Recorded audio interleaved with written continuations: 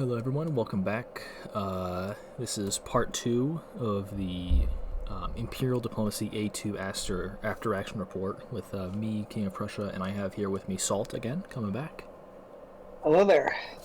And Salt is playing as Russia. I will actually make that more clear with the brush size and the color. He's playing as Russia, and I am playing as France.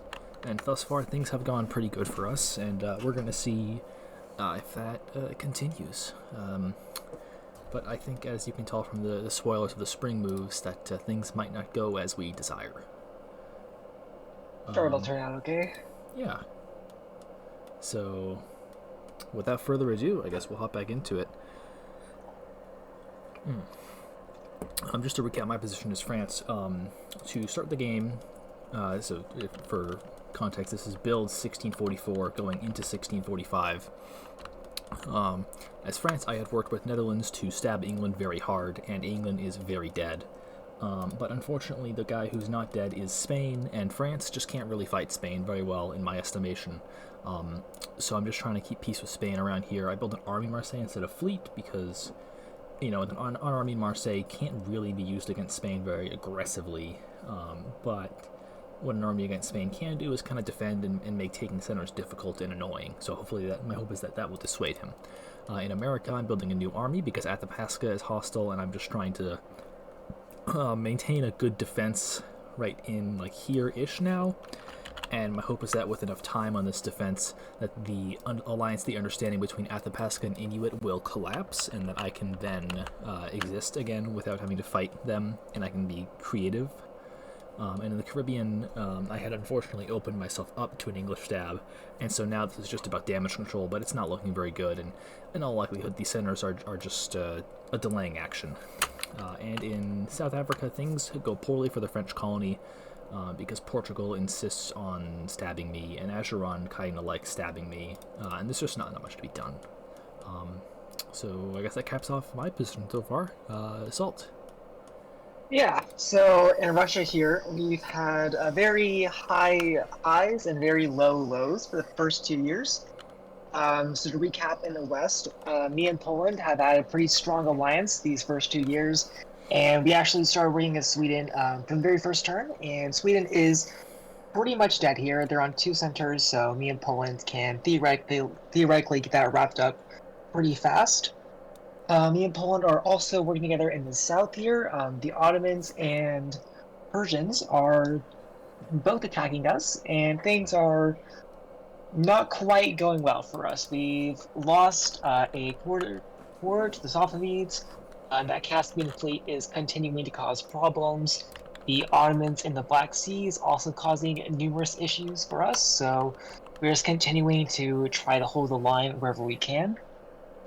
Bugles and Safavids have had some issues with each other, but it's not enough. We have sort of worked with the Safavids to attack the Bugles here, but that has gone wrong. So Safavids were attacking, and then we made peace to attack Bugles, and then Safavids stabbed us again. So some bridges have been burnt in the south.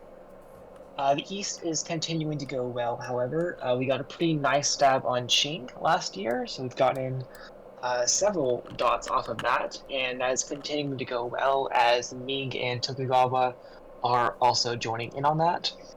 So they're continuing to collapse, and even further east, we are in a death war with Inuits, and we did take Chukchas off of them, which is why they're mad at us in the first place. And they're a little upset about that, so we're having a bit of a not a very great time up north. All right. And that's my position so far. All right. Well, I guess we'll go back to these spoilers and see how it went for us. Yep. Alright, so as we go into spring of 1650 or 1645, I can count, I promise. I guess we'll start with my position, then we can go east, essentially. So here I'm kind of deconflicting with Austria. We both acknowledge that Spain is a bit of a threat, but I'm not handing back Freiburg because I like dots and I really need them right now. Spain does stab me, so he gets units near Marseille and Bordeaux. In this position, I'm not particularly concerned. I mean, it's annoying, obviously, and it's not good. But the only thing that Spain can take off me this year is Marseille. He can't get Bordeaux. I can just bounce him. Things are going to be pretty fine there. Manageable. Meanwhile, I'm moving fleets into the North Atlantic because I'm kind of trying to use this to just project some power and to hold my empire together this way and this way. Obviously, I'm fighting England, and I pretty much always will be from here on out. But Portugal also has just not been doing much press with me. Every time I try to make peace with him, he kind of refuses to, and so I'm just looking to maybe steal the Azores off him as well as a result of that. In North America, I'm looking to core Boston so I can do more of that fleet projection if I ever get builds again. And I've just got some tactical nonsense going on with regards to Inuits and Athabasca. So as you can see, there's like some weird tactics. Basically, it's like I'm trying to bounce them, but at this point, Spain in their stab of me is cooperating with Athabasca, and that's just not looking very good for me generally. And in the Caribbean, there are some more like tactics I'm doing. This move set is basically just me holding on. I'm bouncing Poland into Guiana Current because he's semi-hostile. It's weird, but I don't like Poland very much. I tried to stab him earlier in the game by moving into Caribbean Sea. It didn't go well. We haven't really had a relationship since then. And actually, so this moveset is a little bit too good. Actually, no, never mind. This moveset is perfect. Everything stays still. And yeah, this is magic. This should not be able to work, but it does for one season. Very solid so far. Yeah, like this is this is literally just tactical nonsense. Area is a whole mess. I am happy I did not have to think about tactics over there. England and Poland, there's just too many fleets. 5 versus 4, and yet here we are. I spent like a good 20 minutes on these tactics alone, so that was fun, just calculating every single possibility. It looks like you knew exactly what he would do as well. I'll make no comment as to my knowledge of English tactics in this game, but I will say England lost damn near every guess he tried to make against me, so take that what you will. And then in South Africa, it's like I'm kind of cooperating with Ageron a little bit at this point, just because I don't feel like Portugal's left me with the ability to even try to cooperate with him at this point in the game. And I was just from the outset, I was pessimistic about the long-term outlook of my Indian Ocean and African colonies, and so I'm not too concerned if they end up getting swept up by a powerful Ageron, because at least then there's not going to be a Portugal devoting builds to, like, Azores and putting fleets in, say, the Iberian Current where they can only be hostile to one power. This is concerning, because I actually can't block him just taking Nates for free. Mildly annoying is what we call that. But that's my spring of 1645. How was yours heading out, Salt? Yeah, so we are at war on pretty much every conceivable border we could ever have. So our flexibility here is pretty much 0 right now. So I'll go west-east. The Swedish tactics are pretty simple. I pretty much agree to let Poland have Christiania here, and I'm hoping to maybe get Bergen, but that's kind of off the table for me, as I need every fleet I can to go north to deal with that rogue Inuit fleet.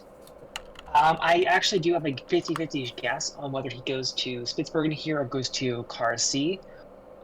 Instead of gambling on that, I decided to just put units into both tiles, just in case. So I actually ended up blocking Spitsbergen, and he tries to move into Kara Sea, which gets bounced.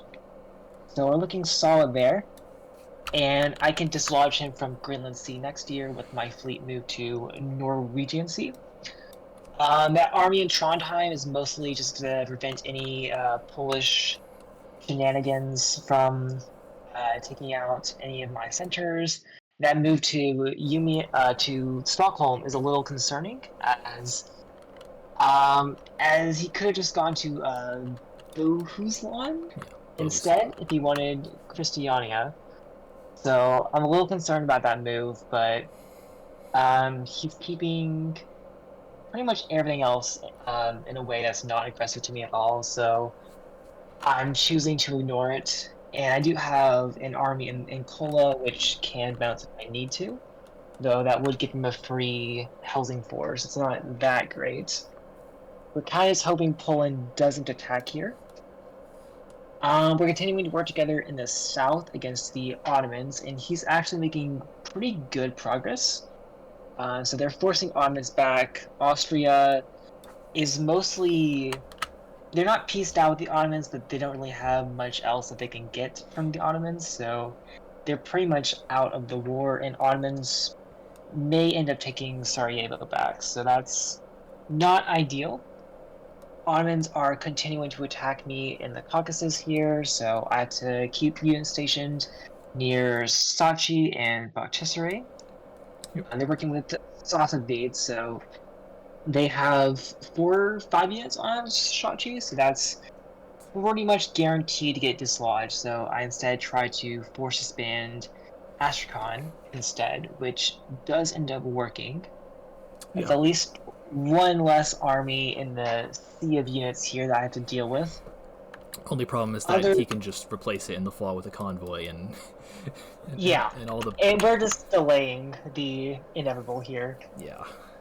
I know the feeling. Uh, That's foreshadowing. he's yep, it's super fun.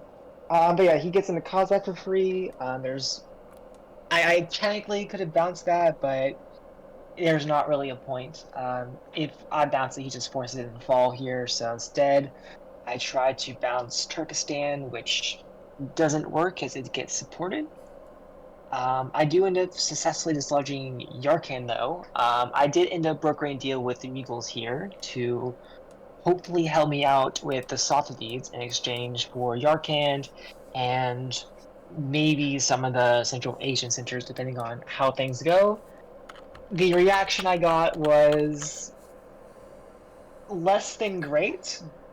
So these 3 armies supporting is more an exercise in trust for the Mughals than anything else. I was less than 100% sure that they would actually go for this, but to my surprise, they actually did. So they get into Gore as well, which is pretty huge for positioning. I'm not that reassured as they don't have any other armies backing this up. But with the fleet move to Lakshadweep Sea, I'm hoping to see Gulf of Oman get forced next turn. Yeah, I was gonna say, for those unaware, the Mughal player is Cassandra, who's both very good, but also, as far as I know in this game, Salt and Cassandra spent a lot of time telling each other, "Yes, let's go after Mughals together," and then sorry, they spent a lot of time saying, "Yes, let's go after Safavids together," and then not doing that. So Yeah, last time we planned to go after Safi together, she leaked my entire battle plan to them. So we're getting whatever allies we can here. this is what we We're call also in trust some issues. just a little bit. We're also starting to open negotiations with the African powers around this time. So Abyssinia and Azeron have been a pretty tight duo this entire game. And I'm hoping that if they pressure the Ottomans enough, Ottomans will see the virtue in making peace with me and leaving me alone. You would assume this would happen before Cairo gets forced, but unfortunately, we are still at war with the Ottomans. Yeah, in fact, Cairo got forced, and then Ottomans didn't make peace, and it's been so long now that they instead forced it the other way around, which is really funny. It's definitely one of the choices you can make in this position. And it looks like Safavids are kind of stabbing Ottomans here with that Persian Gulf move.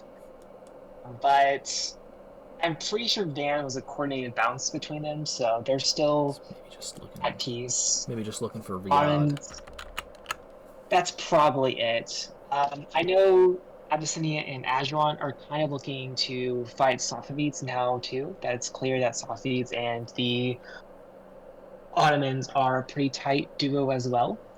So I'm hoping that the Africans win that fight and quickly so they can come to my aid and kind of stab either of them from behind and walk into a lot of their centers. That's a long way off, even if it does go well for them. Over in the east, we are finishing off Qing. I decided to self-bounce in Saka because I'm pretty sure I think there's a good chance Qing might go for that to maybe walk into evens or something over in the east, Try something which like this. proves correct. And we're pretty much just forcing our way into the last Qing center we can get, which is Ikuri. And at this point, we're talking to Tokugawa and Ming to see what's happening after Qing dies. So this is a pretty clear triple between us, and there's too many units in this area for this to resolve peacefully. Somebody's going to be the odd man out and get attacked. So I'm hoping that if I negotiate or these deals early enough, then I can kind of get in with both of them, and then I'll have my pick of who to go with.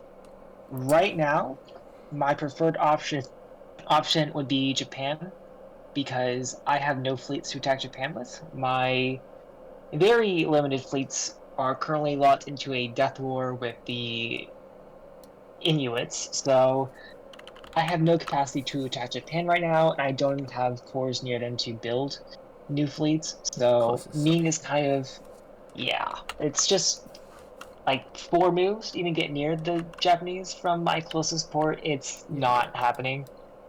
gotta do Yeah, this, and then you can attack them. But even then, Russia attacking Japan just isn't something that realistically happens.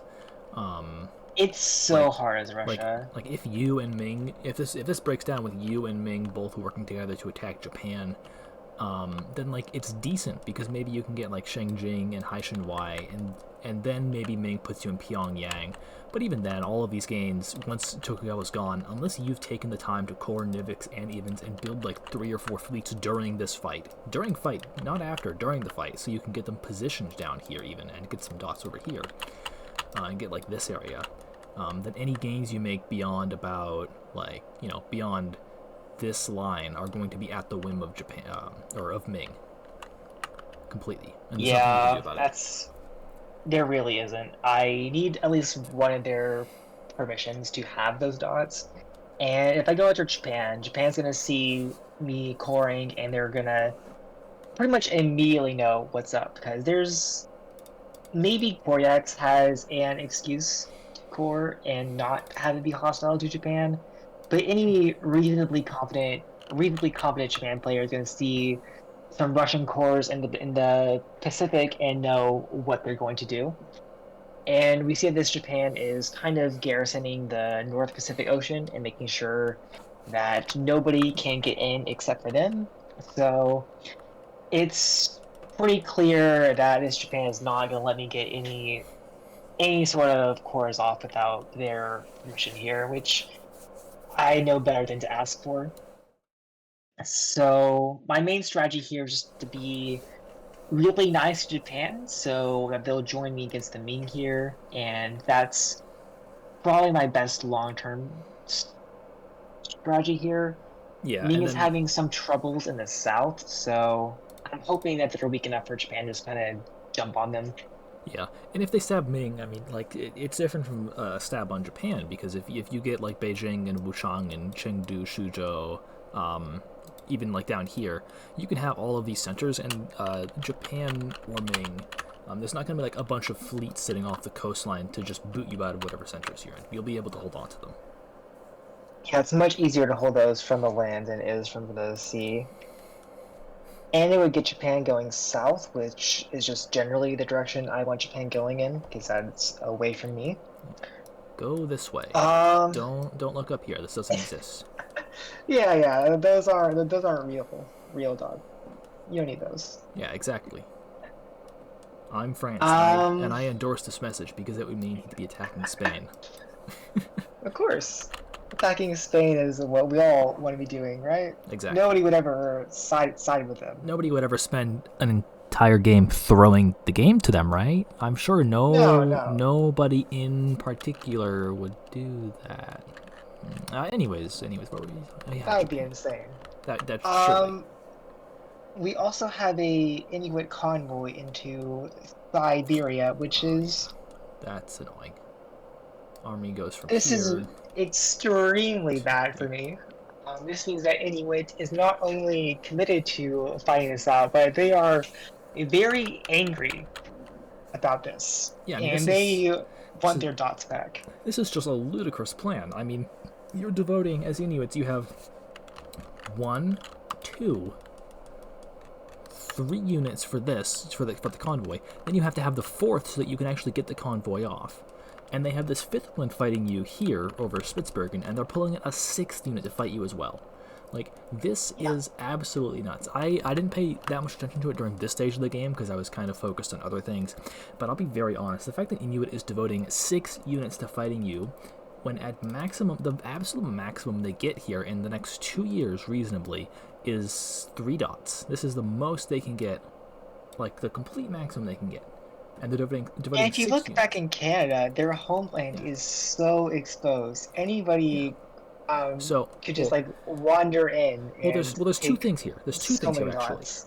Not only is their homeland exposed, but like so is Athapaska's. Look at all of these dots, man. Look at the dots. C dot, take dot. I mean, if Whichever one attacks the other first is gonna just go absolutely insane. yeah, and of course I'm making offers to both of them all the time because I'm like I kind of need you guys to fight, and whichever one of you does stab each other is going to get a lot of dots really quickly, and there's nothing the other one can do about it, because the Have moment, been pleading with them to just attack each other and leave me alone, but it is falling on deaf ears. yeah, because like especially Inuit, this is especially true for Inuit, because like Athapaska, if Athapaska attacks Inuit, then I mean it's kind of hard for Athapaska to get further than like here and here and like here. You know, Inuit's kind of hard to get to, right? The centers are kind of far away, they're all spread apart, and you don't get a good angle going into them at all, like ever.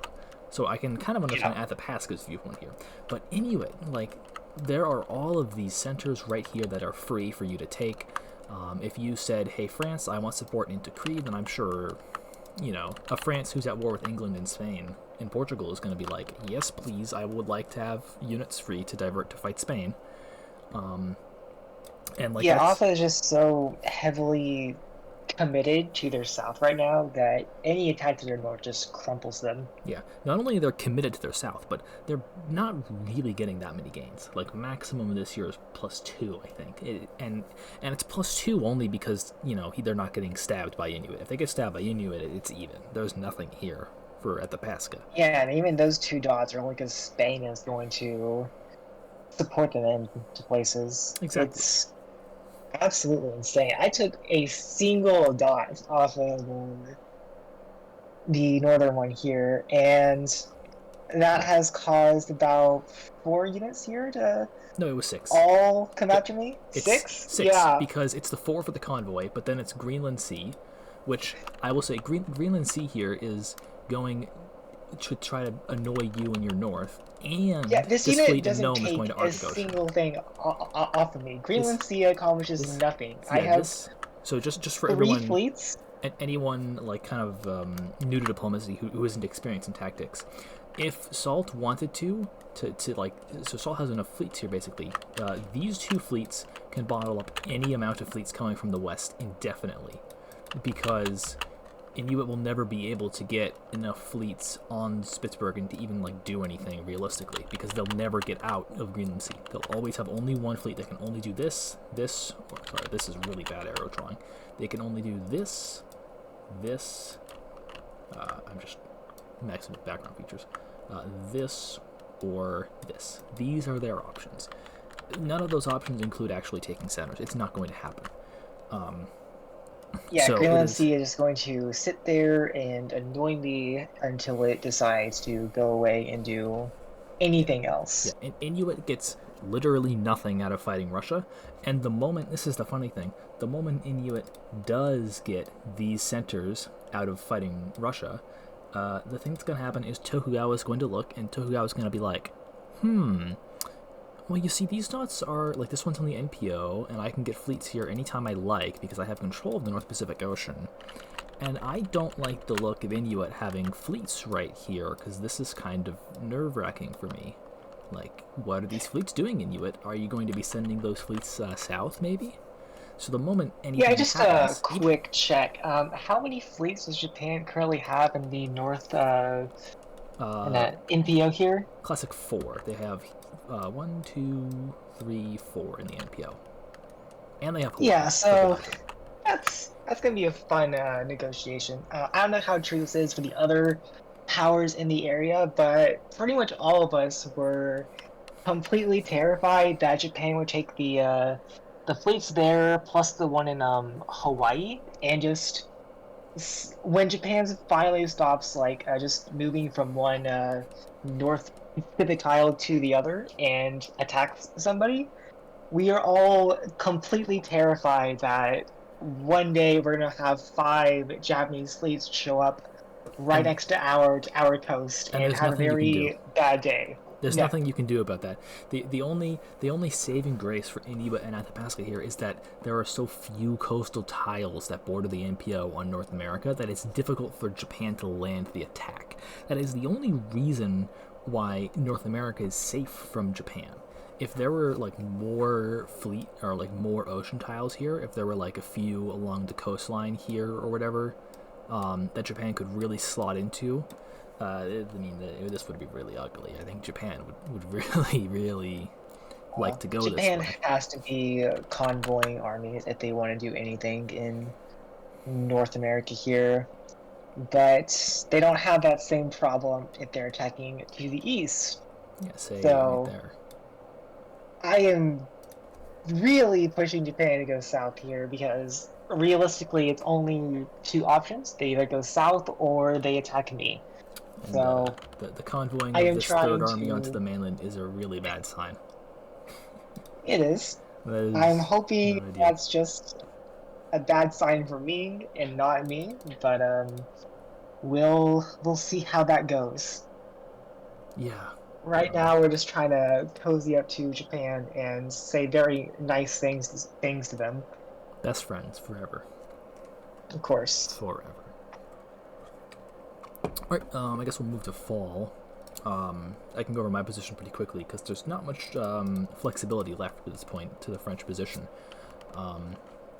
I go for some like bounce-ish idea on Marseille, but I kind of it's not ideal basically, and the reasoning for that is Captain Meme is good at tactics and he understands that I can just bounce Bordeaux, so he's not even going to try. He instead convoys an army from Riff across these 4 fleets to Marseille and uses this fleet and this army to support it in.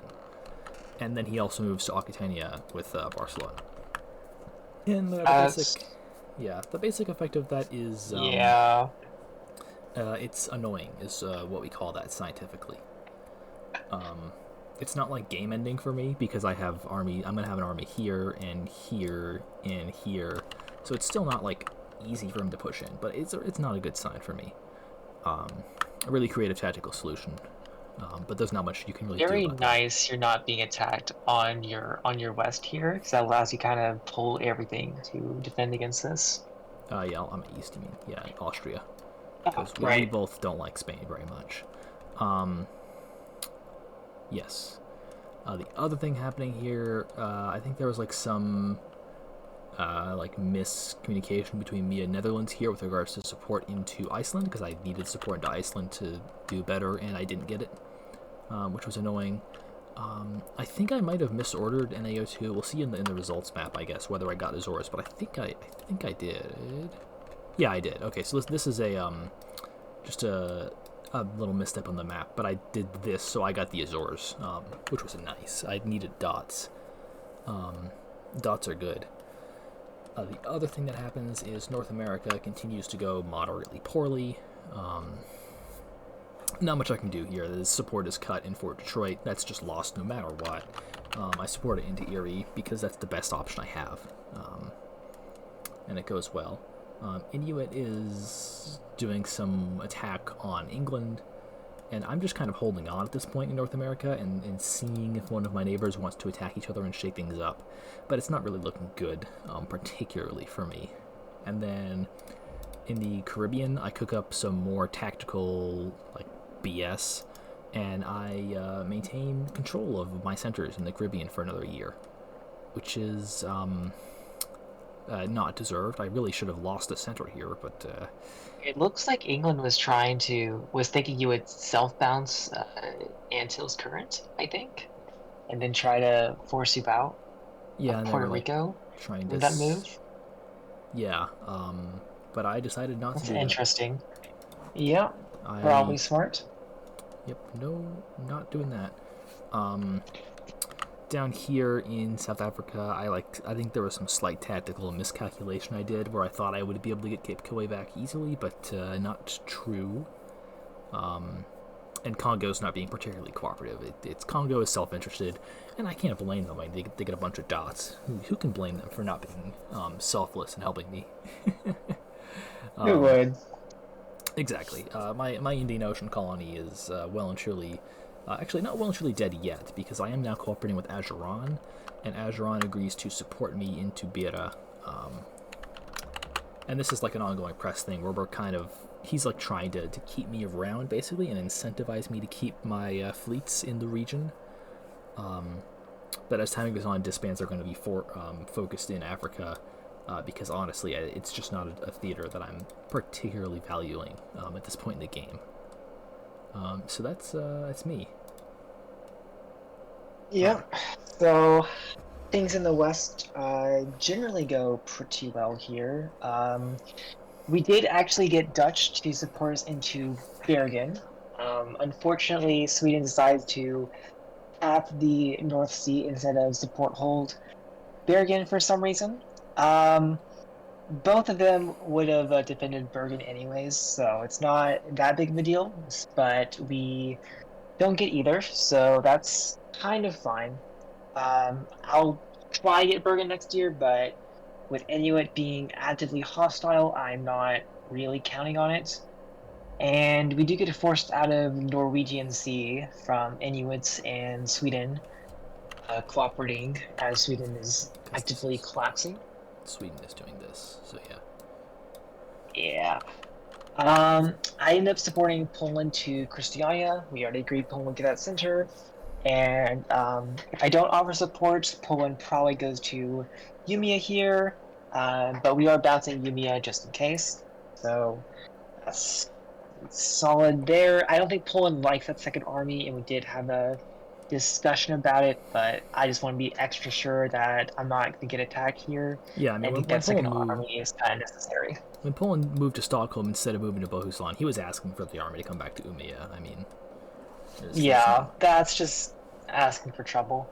Yeah, like, you get what you get. I end up messaging Poland a lot over moves like this, because this is not the first time he's made some other questionable moves towards me, especially when he convoyed into Stockholm in the first place. Yeah.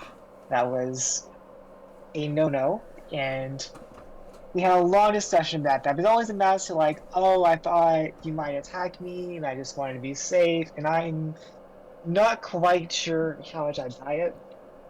I'm pretty sure he's been fishing for a stab on me for a while now and just keeps deciding not to. So, as long as that keeps continuing, I'm fine with it. It's till he gets to the point of actually attacking me where we have problems. But Narva moves away, so we're still pretty happy with Poland here. Mm-hmm. In the south, things kind of continue going the way they have been. Ottomans continuing to accomplish... Oh no, they actually did get a center this turn. So Ottomans take Bakhchisaray here, and they end up losing a position against Poland in exchange, but I can see the center being worth it. Ideally, with me having no more centers around the Black Sea, I can maybe make peace with them now, but we'll see where that goes. We also get forced out of Astrakhan here. Yeah, this was just inevitable, I So, think. yeah, with the Caspian fleet there and armies surrounding it, it's pretty much impossible to hold. So, kind of knew that was going to happen. Not a ton you can do about it, but as long as Safavids don't go north, or if I can garrison the north here, then we're looking pretty good. I'm trying to establish a line from Moscow to Akmola, and as long as I can kind of secure that line, then there's not a lot Safavids can do. I think this is enough armies for it, though it's a little sketchy so far. Kola would be pretty useful, but I think garrisoning Sweden is a little bit smart right now to make sure I don't add another war to my list. Yep. So right now I'm just trying to garrison get Safavids, get something done there. They do lose Yarkand, so I did support that as I told Cassandra I would, but Cassandra has learned that Salt doesn't always mean it when he says that he'll support you and not attack you, so he self-passes Kabul, which is completely fine. I do not go for Kabul. I'm moving away. I'm trying to stay friends with Meevils as they are one of my few hopes left for besting the Safavids. Salvation, as it were. Yeah, she also doesn't end up forcing Gulf of Oman, so I'm starting to think this is just a show, and she's going to take Yarkand and then leave Safavids alone. The fleet moves around India kind of suggest that, though I think she's trying to open up the core for another fleet build, but I'm not. I think the fleet would be way better going north than its move to the Jopper. Yeah, because this I can this understand going against doesn't Portugal, but this doesn't achieve anything. yeah, You're gonna try to be like get Bishop and Portugal's gonna go this way, and I mean, Portugal is just going to bounce Cochin. It's sure you not going can. to accomplish much. And I mean, with you here, you can force this like this, and then you can have an army here, and Portugal will be forced back to here. But that will take another year, and that's not really helpful for you anyways. And there's an army here, so it's just not really ideal on your end, at least. No, but if she attacks, as long as she gets off some kind of trouble and diverts some units away from me, then I'll take what I can get. It's not as ideal as I'd like, but it's something. Mm-hmm. And in the east, things take a turn for the worst. So Oh, that's not good. Ming does die, but we get a lot of things happen here. So obviously, we are the odd man out in the east. Both Ming and Tokugawa have decided that I have had too many gains off of Qing, and it's time to spread out the gains a little bit more evenly between the two of them. So Tokugawa is supporting Ming into some of my centers. Tokugawa also ends up walking to Nivix and ends up moving a lot of units towards me, while also demilitarizing some centers or starting to in the south here. Ming is just moving fleets generally away from Japan, which is not what I'd like to see. Ayutthaya also decides to stop attacking Ming at this time, so Ming now has no pressure from their south, which is obviously not ideal here. Yeah, they're actually And pretty sorry. well off. They're actually pretty well off. They're getting into the Philippines now as well. Yeah, at least they're attacking Spain, which I'm sure you like. No complaints here. Yeah, if only they'd also attack Japan, but can't have them all. And over in the North Pacific, the Death Star fleets that Tokugawa has been building finally activates. They built the Death Star. And of course, Koryax is its first target.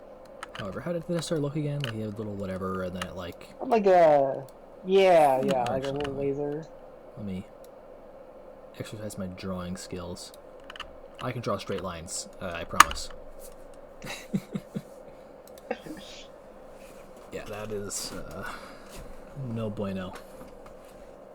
Yeah, so Koryaks, Evens, Navix, and Chuchis are pretty much gone. I'm never getting those dots back as long as Japan is hostile to me, which will likely be the whole game.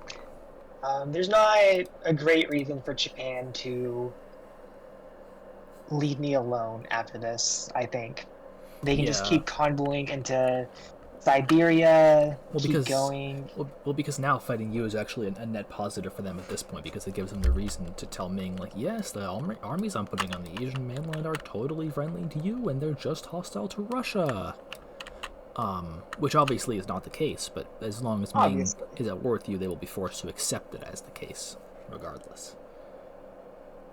Yeah, Japan has pretty much the perfect excuse to convoy even more armies now, and there's nothing that I can do about it. Anyway, it's the few units I had to fight this with are split between fighting off Ming and fighting off the Inuit units. Yeah. So things just continue to go that way. My northern fleets are spent trying to make sure Greenland Sea can't sneak in and snipe any dots off of me. I've pretty much given up on trying to get into Chukchi Sea here. And Sokka, I do need to be worried about the army from Inuit potentially going to theirs and giving problems in Irkutsk and Krasnoyarsk, but I do take a little bit of a gamble this turn, and it does pay off. So I know it paid off anyways because Qing just owned everything, but no Inuit army in Sokka is good for me. Yep. So at this point, I am just trying to salvage the situation, and the first thing I do here is just kind of tell Japan that they can have the dots, the coastal dots off of me, and I'll just give those to Japan if they turn on me here. And Japan says no, so that doesn't really go anywhere. Ming is going to keep going after me, but they don't actually have that many armies to threaten me with, at least not yet. So I have about another turn or two before I have to seriously commit to fighting Ming. Yep. And other than that, I'm still trying to get Ottomans to peace out with me. I'm willing to leave Bakhtisare alone and just let them have that. And in exchange, Ottomans want me to fight Poland for peace here, which is just not happening in my current position here. Poland is just too strong for me to open a war with, and I am nowhere near in the state I need to be to start a war with Poland right now. And Poland is just continuing to get even bigger and stronger. They're stabbing Austria now, and Austria doesn't seem to see that coming. They're getting one, They're two, three builds just out of this. It's brutal. Their African colony is actually growing into a pretty serious threat now too. Yep. And at least South America goes poorly for them, but they're going neutral there. So actually, this is kind of a saving grace for you, I guess, is that even though they get into what is this, Paramurbo, they lose New Courland, and due to this convoy shenanigan from Portugal, they actually lose this dot as well. So they're actually only +1 right here, funnily enough, or That is plus really nice. +2, sorry, because minus plus minus plus, yeah, so only +2. Yeah, one benefit of the colony near Mali being so big is that any builds Poland gets can just go there instead of like Yeah. border. Ideally, they core more, so even more builds can be diverted to fight Mali. It's, it looks like every army there is just kind of committed right now, so that'll probably come later. Yep. I actually kind of like seeing this colony grow. But yeah, I think that's my position here. It's not looking too great, but the build situation isn't that bad just yet. Exactly. So let's see about those builds. Yeah, disbands for us good friends. We love disbands. Disbands are fun, aren't they? Yeah, so you get rid of Umia. Yeah, So just outlying I units. decide to drop Yuristan in Central Asia here. Yes, Uyghur Ming is a threat, but that's probably my least useful unit in the area. I also decide to get rid of the army in Umeå in Sweden. Poland asked for it, and that army is going to take a while to go anywhere useful, so you know, might as well. I'm usually get rid of Trondheim too, but that's usually in Norwegian seas a bit. If I get rid of Trondheim, then it just gets sniped, so I decide to just keep it there until Sweden dies, as I'll probably have more disbands in the future. Mm-hmm. We're just trying to hold what we can. You somehow you did get a decent retreat off though against the Ottomans. Yeah, Archikiv is a pretty nice spot to be in. It's actually can be held if Poland decides to support hold me, which is something I can probably get them to do. But I think the more likely outcome is that I'll try to get into Bakhchisaray from that. And then me and Poland can force disband that army, and Poland can probably backfill that center. Yeah. But it is pretty annoying to the Ottomans, which is just a small amount of payback for what the Ottomans have done to me this game. They get what they Feel a deserve. little justified in that. Yep. On my end, I am disbanding a fleet in Africa because that's a useless fleet. It's dead in spring anyways, no matter what. So Yeah, don't want that. may as well. And that's my only disband actually. I scrounged up enough builds from everywhere else to maintain. Wait a second. Did I forgot to, I guess, examine the builds well enough. Yes, I did actually manage to snipe Capetian here. Oh wow. From England. I forgot I did this. Is that Tactics. forced disbanded too? I think it was. Yeah.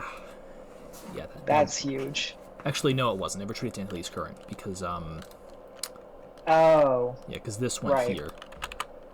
So this That makes sense. this is a worse strategic position to be in, but having the dot itself is worth it.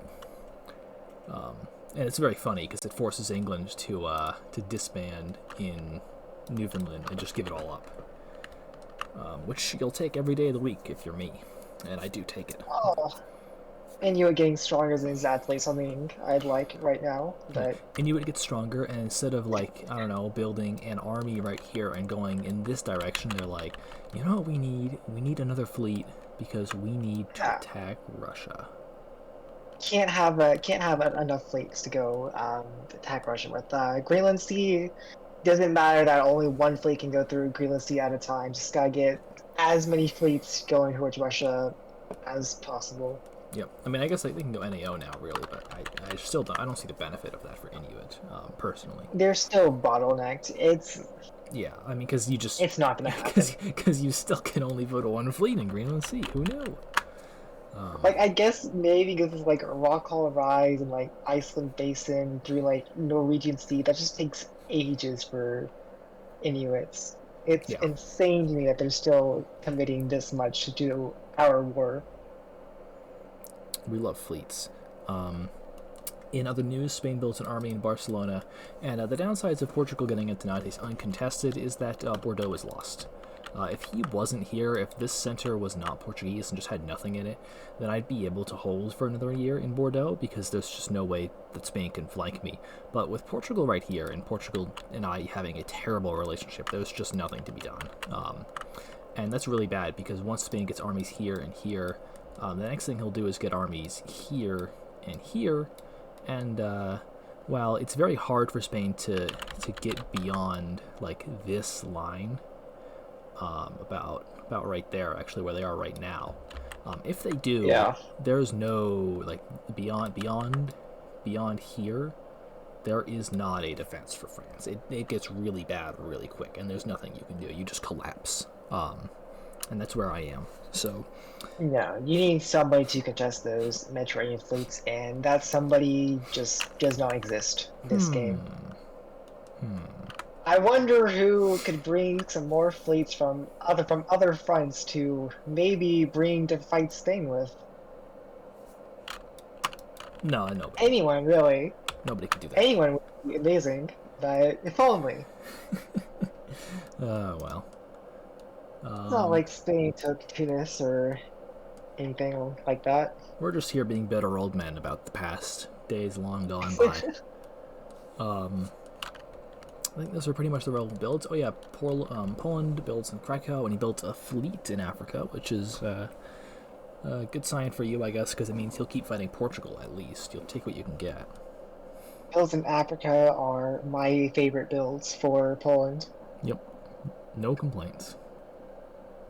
So that's all well and good. And Mughals builds armies, and Ming builds armies. Only armies for Ming. No fleets. Yep. Can't. I would love to see some Ming fleets here, but you know, I mean, I think in this maybe next year. I think in this position is Ming use a Fur builder too, because you literally can't use 3 more armies unless you're attacking Ayutthaya here. But even then, you can't. Yeah, their front line of me is like completely full here. More armies. It's gonna be hard for them to find new spaces to build in. I think Ming is currently they're working well with Ayutthaya, so these armies are just more safe for me to get through before I get any centers. Yep. Well, onwards we go. Onwards we go indeed. So I guess I'll start with my position because it's pretty simple. It's just going poorly for France. I'm trying to conjure up some like tactical wizardry to like maybe hold my position together for a little while longer. And like I think I'll have to see the results, but I think here I do decent. Genoa's lost. That was just gonna happen this year. There's not much I can do to stop that. But I'm like going for some bounce here and trying to just draw out the advance of Spain as long as possible. I have some Dutch support still my strongest ally at this point in the game. Getting me a Nantes, and he's bouncing Iberian Current, so Portugal's going to have to go here, which actually is probably worse for me in all honesty, because it means they can still apply this pressure to Bordeaux.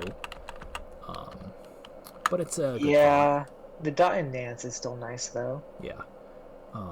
You just rather than be right here instead, I think. But yeah, life is hard. I got Iceland, and that's good. I'm holding on in North America for the most part.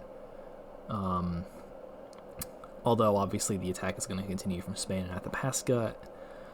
And that's actually I get a Fort Detroit back here for a turn. It's not going to be a long-term thing, but I get in there at least, so we'll take it. And the Caribbean is just me doing the the good old tactical BS thing again, and we'll see how this turns out in the fall moves, because I don't have I don't not even I understand what is going on there. It's very impressive that you managed to hold these dots for so long. They are trying their hardest, but they are not breaking through yet. They do this turn, I think, but we'll see. And then in South Africa, I'm pretty much playing second fiddle to Ageron at this point. I meant to move. I actually forgot to enter orders for this fleet, but I meant to move it this way just to go attack Congo, because Ageron asked me to, and Ageron had been kind of nice and pressed and was helping me have dots, and that's valuable. You know, someone who's nice and pressed and gives you free dots, you'll take their help about 10 out of 10 times, and you'll do what they say. My favorite person. Mm-hmm. Nothing against Congo. They were nice and pressed too, but they didn't give me any dots. So, and I'm obviously bribable in diplomacy, at least. So if I want to be friends with you in a game, all I have to do is give you free dots, you said? Yep, give me dots, say nice things in press. It'll go a long way. Good to know. That's about it. So off to Russia. Yep. So, situation continues to kind of decline. This is another, like, 2 steps back, 1 step forward in this term. Inuits are continuing to be a problem in the north. I don't know why they thought Greenland Sea would actually move this turn, but they do send Arctic Ocean to backfill, which of course does not work. Sweden has, just in case you went to sleep.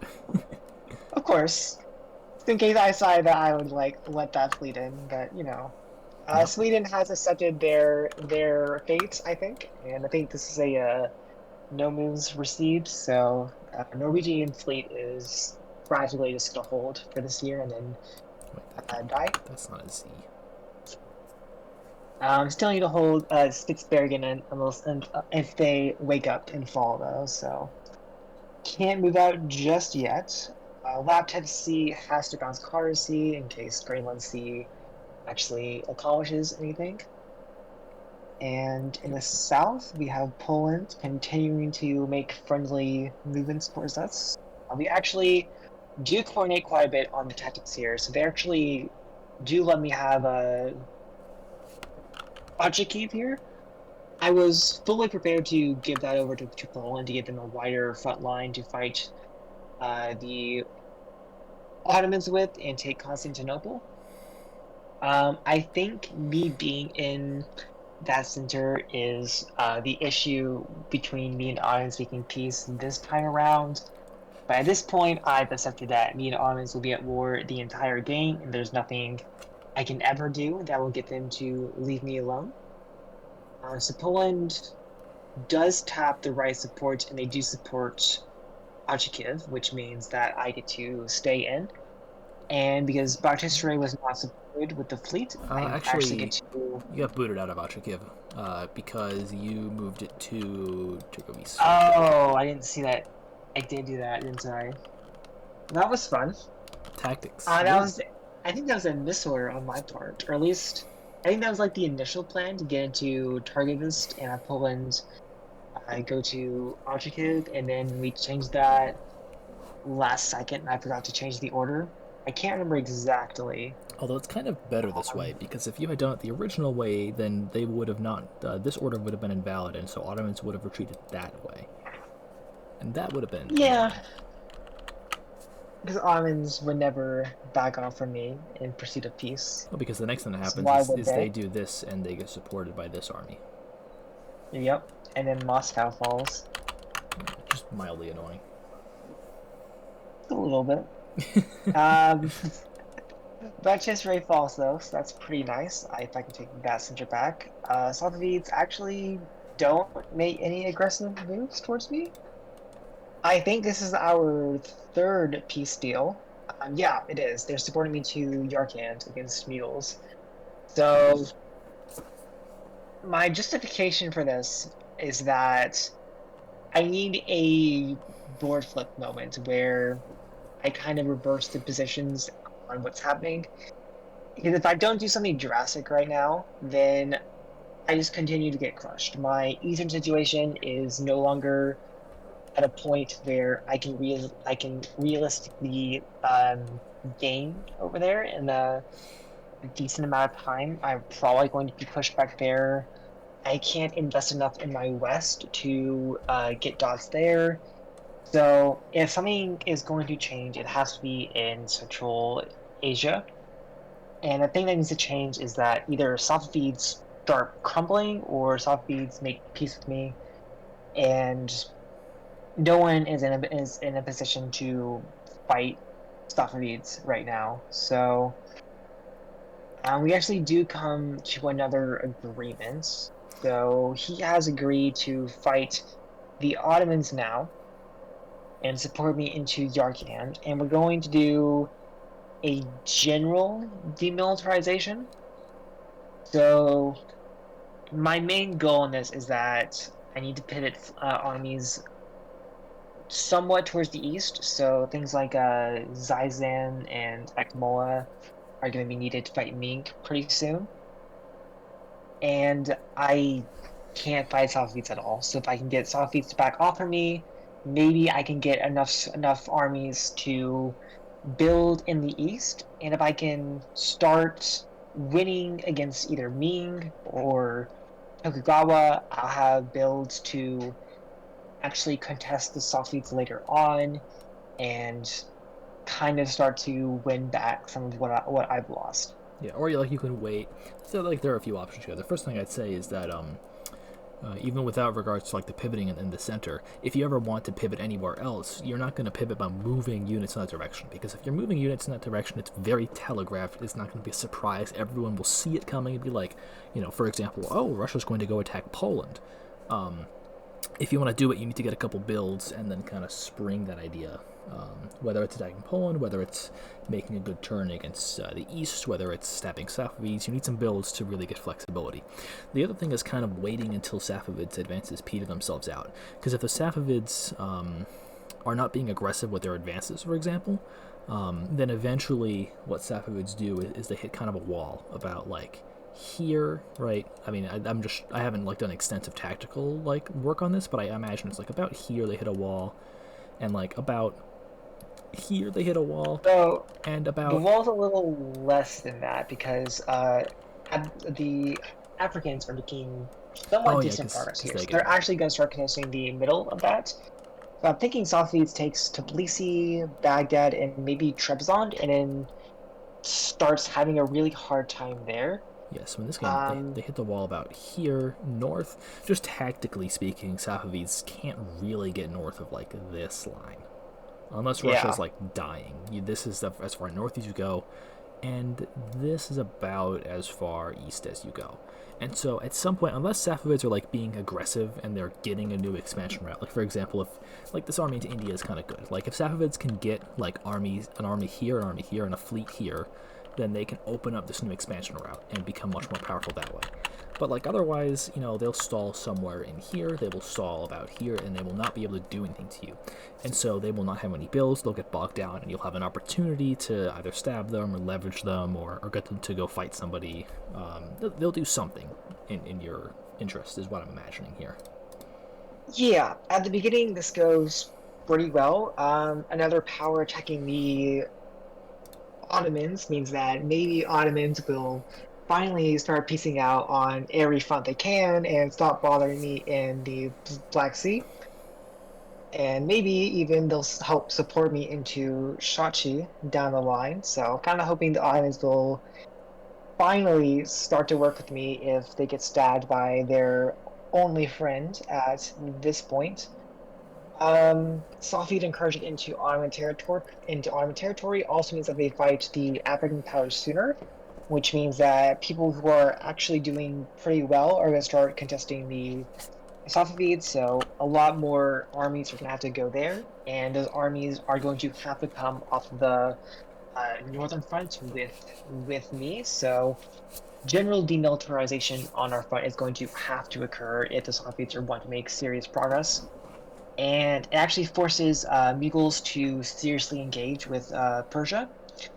Because as we see, it's not happening this turn. Delhi is moving away. They're kind of like making the noises that they want to fight Oh well, Safavids, but this is just some tactical wizardry. Cassandra's basically. Oh, sorry, this is weird. Cassandra's Cassandra basically isn't she's seriously committing right now. no, she's well. This is just like some kind of cheeky cheeky shenanigans. Cassandra's betting that it'll do this, and so she's trying to support this with this army and then snipe the center, which is funny. But Yeah, but Safavids stabbed her. So, or I guess I don't know if you stabbed her. Safavids didn't really stab her. I did stab her, and I Yeah, did feel genuinely bad for this. She is starting to kind of get armies over. It's going to take a while, but maybe we could have accomplished something there. But at this point, I just need whatever I can get to hold any line that I can. And if stabbing Mughals is the price for peace with the Safavids, I kind of have to take it.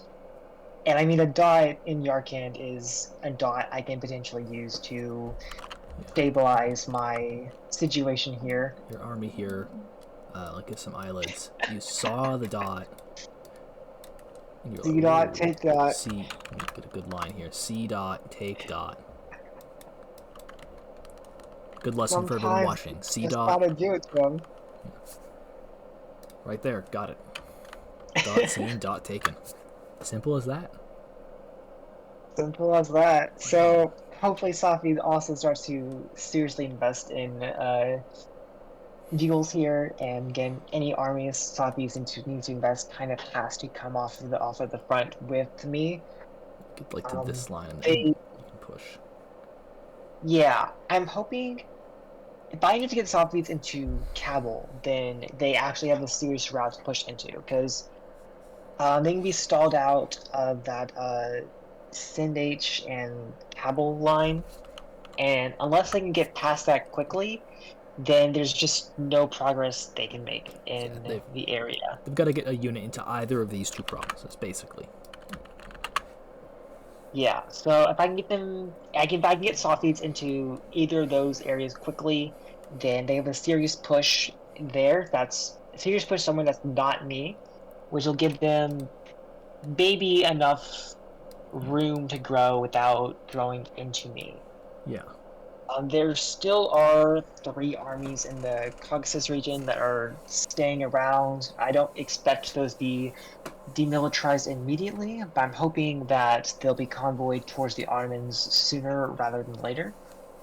Because right now, Safed still has a lot of power with those units. They can still pretty easily get a stab on me if they want to. Although, I cast. so this is just a Oh, thought sorry. I know, I was just going to say like a random thought I've had, is that I think in some positions, at least with regards to this one, it might have made more sense to put Safavids in the Arcand, even though we illustrated the C dot take dot. That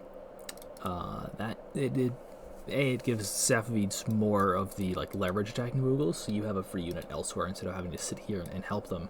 But it also could kind of give you more leverage with regards to Mughals, where like yeah you stab them, but you kind of it wasn't your choice basically. At least is how I would try to justify it in that situation. You're completely right about that.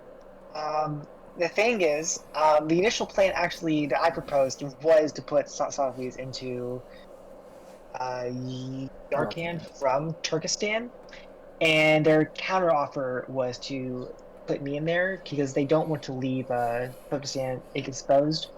And the reasoning is that if they move out of that, then they think that I'll snipe it, which Is is foolish. kind of fair. Well, C dot take dot, right?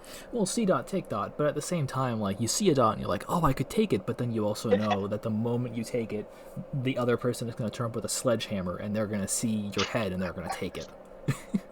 Well, thing is, right? Because it's kind of happening no matter what I do. Because I'm dotting Beagles here, which is kind of the same thing. Beagles are going to show up to Yarkand very angry, and they're going to bash my head in whenever they feel like it. Hmm. If I took Turkestan here, like if I put Safis into Yarkand and took Turkestan, maybe I could have gotten into Kazakh and kind of had a position in Central Asia. At least I would be hurting the person that like I need to hurt to win instead of a random passerby that I need to bring into the fight to help me out.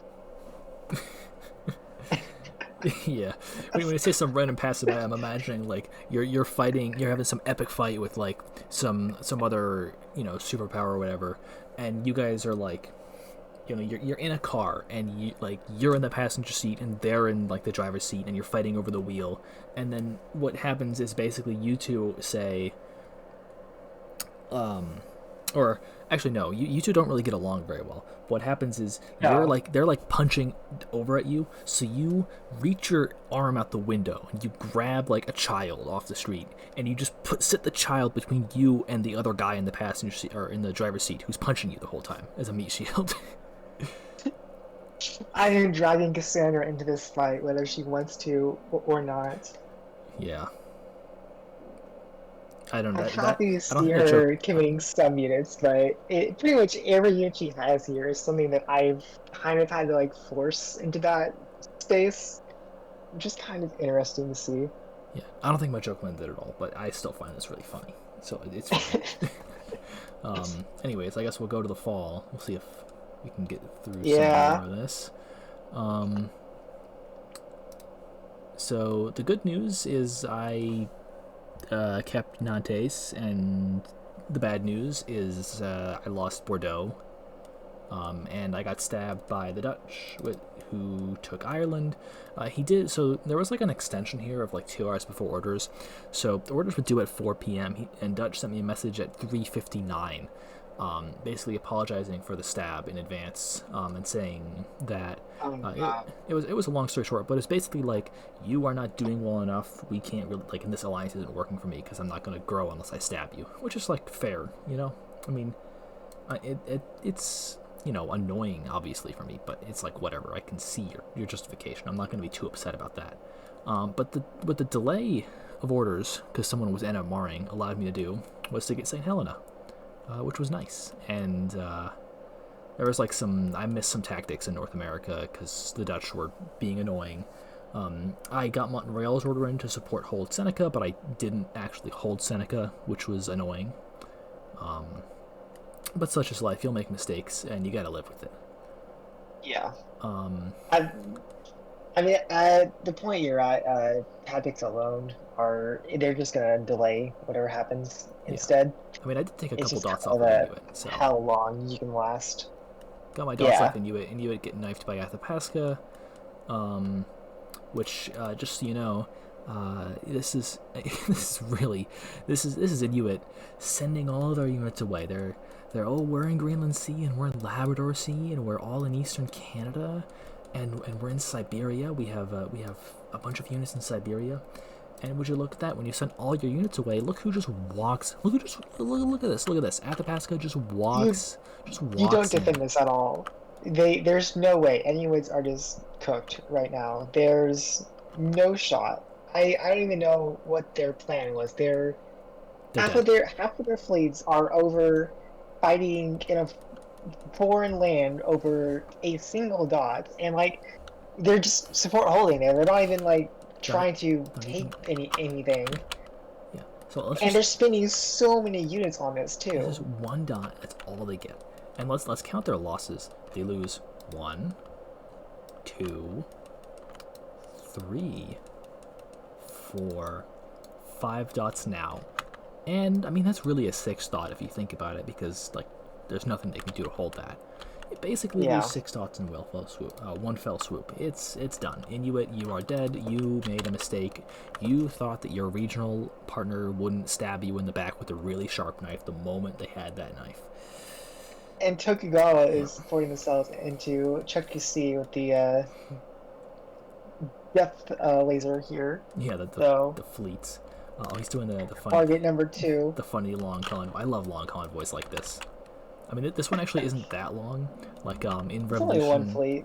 In Revolution Diplomacy, which is like 1776, I was playing America, and I convoyed an army from Miami, and there were no and like across all the sea tiles that were here, which is like 5 of them, down and then up and around and into like Newfoundland, which was really funny. That was pretty nice. Yeah, so that's a long convoy. Can't confirm. But even still, this just looks nice. Good convoy.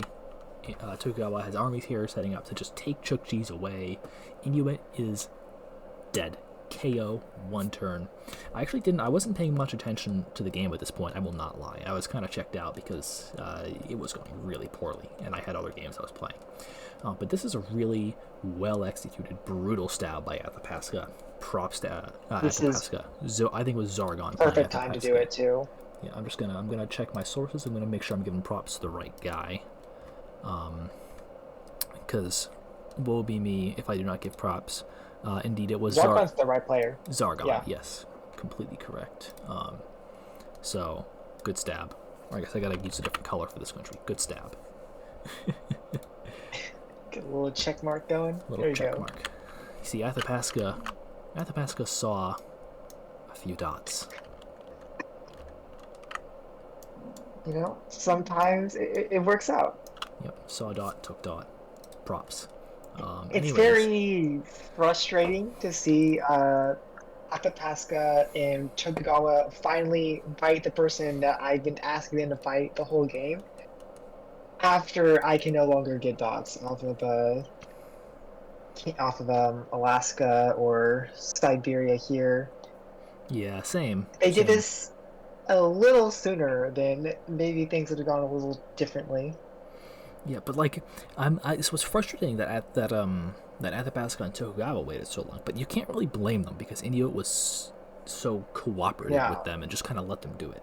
Like I made I the, mean, like he's continuing to just siphon fleets out away from all of his hostages. When your neighbor does that, you just let them.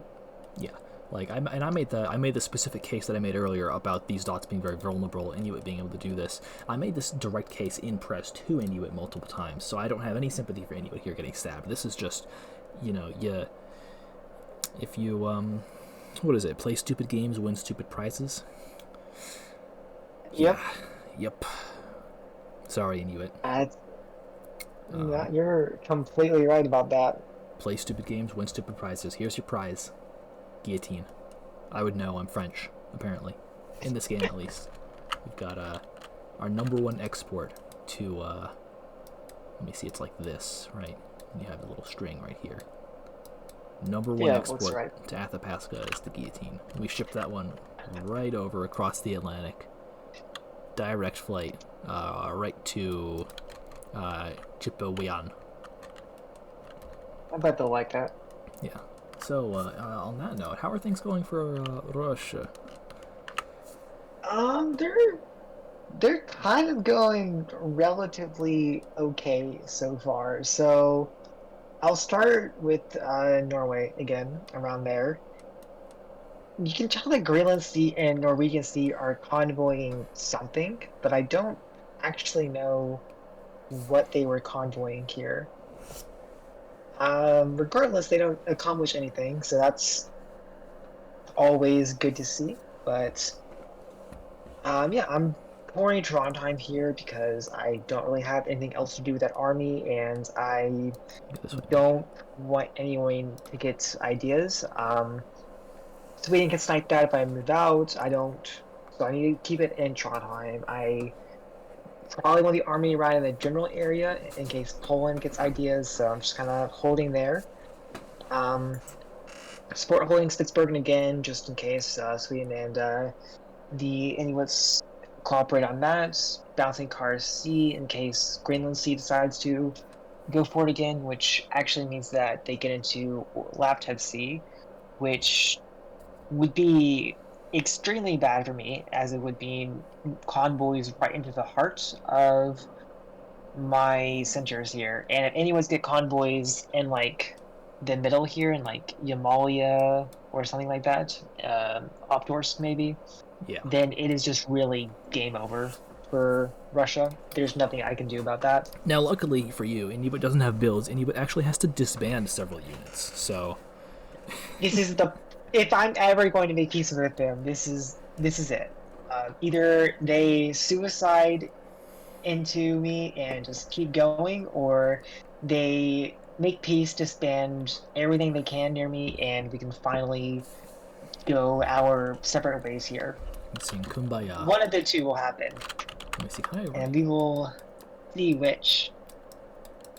Down in Ottomans, we are continuing to fight them with Poland here.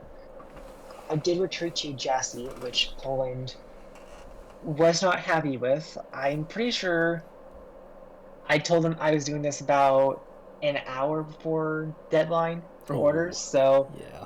I did make sure to wait a while in case they said no, which not the best behavior for your closest ally, but sometimes you gotta do what you gotta do to keep the unit on the board. Poland wasn't happy, but we are still cooperating pretty nicely.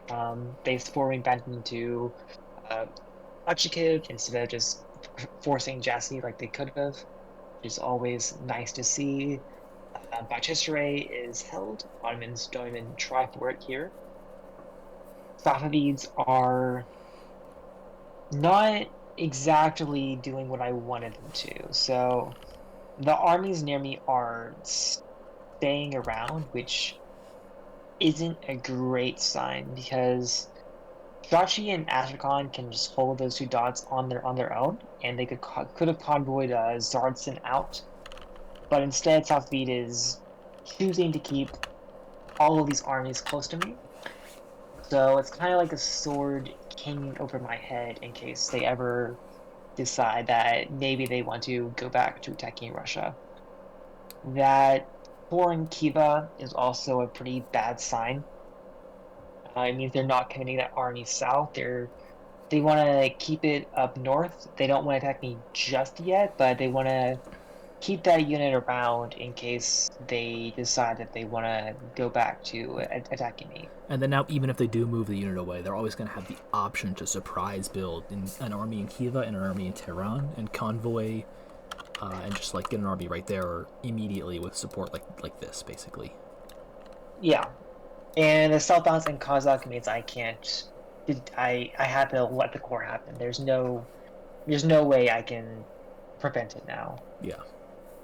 Yuzhin supporting Turkestan also means that they don't trust me at this point in time, which is also a relatively bad sign. But they do support Yarkand, so they're not attacking me just yet here, though at this point I'm starting to think that unless something changes and people start to threaten them, then it's probably going to happen pretty soon. Mughals are backing away from Safavids. Yeah, this is weird, because, like... Well, Kabul's covering Delhi, which makes sense, which with an army there. Yeah, I guess Gondwana couldn't have, because Ayutthaya is fighting Mughals here, so... Done this, he would have just gotten it, though. Yeah. These are very defensive moves. And Safavids actually could have gotten Kabul this turn if they took my support, but they did not. So the line doesn't really change. Yeah, and at all. them not attacking Mughals immediately makes it more likely that they're planning to attack you on top of this core. It makes it more likely they're planning to attack you, which will probably end up forcing you guys back into a state of war at some point, just tactically. Yeah, every turn Safavids can't make progress against Mughals is another turn that they're even more likely to decide to just stop and attack me. And I know Cassandra's probably sending peace offers to Safavids every turn. Knowing her style of press, there probably aren't the friendliest offers of peace, but I am technically the person that took a dot off her while Safavids haven't, so she's probably friendlier with them than the many threats that I've been getting, which is fair. Yeah. Other than that, I am trying to find a line to garrison against Ming, and I'm starting to find that around Zizon, Tumeds, Karakorum to Kichahar, and if I can get armies into those spots, then I can pretty much garrison all of these dots from Ming, no matter how many armies Ming gets up here, and Do this. as long as I can kind of delay Inuits or Japan from advancing in the east, then I can pretty much stall Ming out of any gains to the south, and that'll buy me a lot more time to convince them that maybe they should stop attacking me and go somewhere else. Maybe they should put armies like here, here, and here, and then like do this kind of thing. That would be amazing. Instead, they're completely backing away from Japan. I don't think they're adjacent to any of Japan's centers. No, they still have Hailon Pao in the north, but they're backing out of pretty much everywhere, and they're attacking Spain, which I'm sure Stalemate. you love.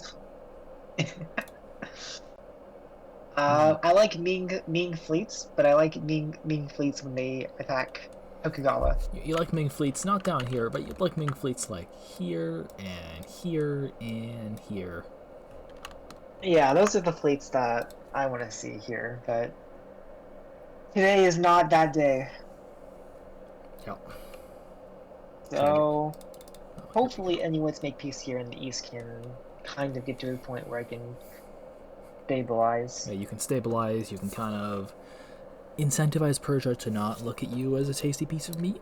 And maybe, if you're lucky, you can land a decent stab on Poland before they do on you. Yep.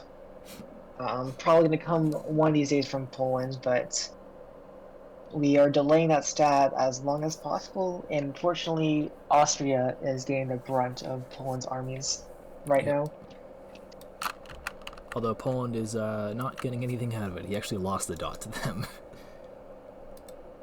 You know, that's perfectly fine with me. If Poland is having problems, then I certainly won't raise any complaints. Yeah.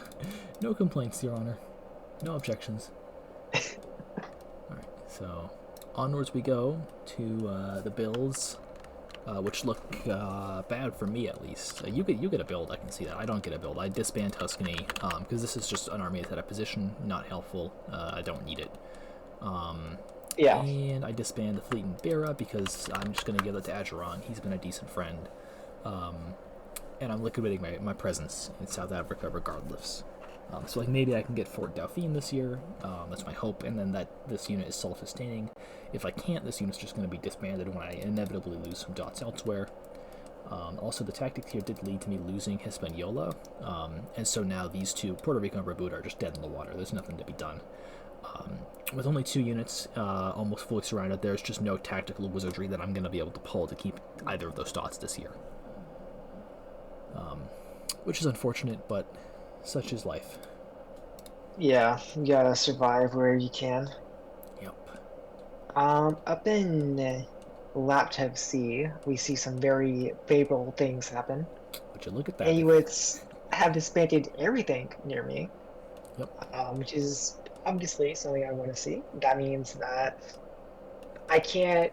Nobody can convoy into my north and start to just walk into all of my dots in my back line here. And with that threat removed in my build in Yakutsk, my defensive line in Asia is pretty much secure. So Ming is going to have a very hard time breaking through this right now. Yeah. And Japan isn't going to have that much of a better time either. I have no more coastal dots for them to take with their fleets, and I have about 3 armies in the area to their 2. Ming is almost 1-for-1 matched with me for armies, so they're not making progress. Yeah, I mean, the only progress only one who they can really... Like, they can only get Kikihara here, pretty much. Yeah, and I'll probably just abandon Kichihar here, because there's no thought I have at holding that if exactly. Ming really wants it, so that's fine. Softbeads are pretty much the only one that can force a breakthrough in the east right now, which I'm sure they would never do. Definitely not. Unless they fought No, I like mean, it, then they would. Softbeads, we've already fought 2 wars with the Softbeads. I'm sure they wouldn't come back for round 3. There's no way. No. They're building the south too, so that's obviously a great sign that they're not even thinking about a war with Russia, I'm sure. For now. For now. Yep. Ottomans decide to keep Sea of Azov where it is, which is very annoying. Let me. I don't know. I incorporated a new method of drawing on the Blitz broadcast, which is you do this, and then you grab this. Wait, I want this. There we go. And you go back to this. You can kind of make the blunder symbol like this. Yeah, I think that fits. There's no reason to have this fleet. You're gonna lose Trebizond anyways. It's forced. It just annoys Russia, and that's it. Which that's your only accomplishment. I mean, Levant could have kind of secured the Levant, Africans from getting further. You can do this. Maybe. Yeah.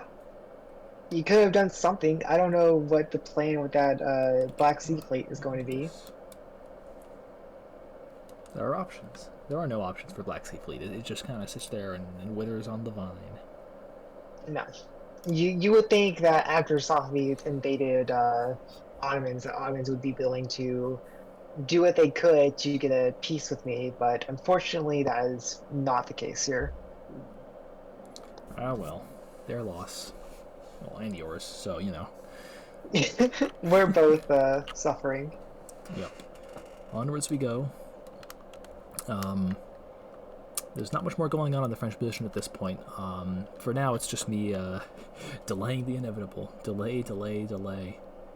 And, the delaying is going decently. I'm, holding on to Dijon. Getting a decent hold going. Azores is dying, of course, to be expected, honestly. And North America is gonna exist for a little bit yet. Not too long, though, at current rates. Because Inuit can maintain their units to fight me. And they kept fighting me. Which is, Instead of defending at all. Well, you can't have it all. Well, better you than the Russians, I guess. Yep. And then... I have dealt with that long enough. You don't say. Then the tactics here are clear cut. I lose Puerto Rico, next turn I lose Barbuda. That's a wash, nothing to be done there. St. Helena I can only take out and bring into Angola Basin to annoy Congo a little bit, just like my good friend Ageron asked me to. Because Ageron is trying at least to put me into Fort Dauphin. For now it's not successful, I don't think. But, maybe I'll get a dot there at some point, and we'll be fine. Pretty good friend you have there. Yep. And that's me. Not much going on. France is wrapping itself up. Yeah, on my end is pretty much your tactics at this point. I'm coordinating a little bit with Poland every turn, and I'm coordinating somewhat with Softbeats, mostly to get Softbeats to not attack me. We want Softbeats relatively, not necessarily strong, but committed somewhere. So I'll start with Poland again. Poland is continuing to make friendly moves. There's a little bit of not great things happening around Norway. That army in Bergen is going to Vestland, and there's only one place that can go.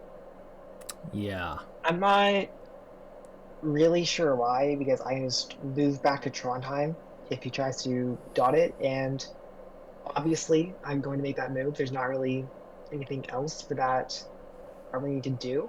So I think it's just Poland kind of fishing for another stab and deciding not to and fall again.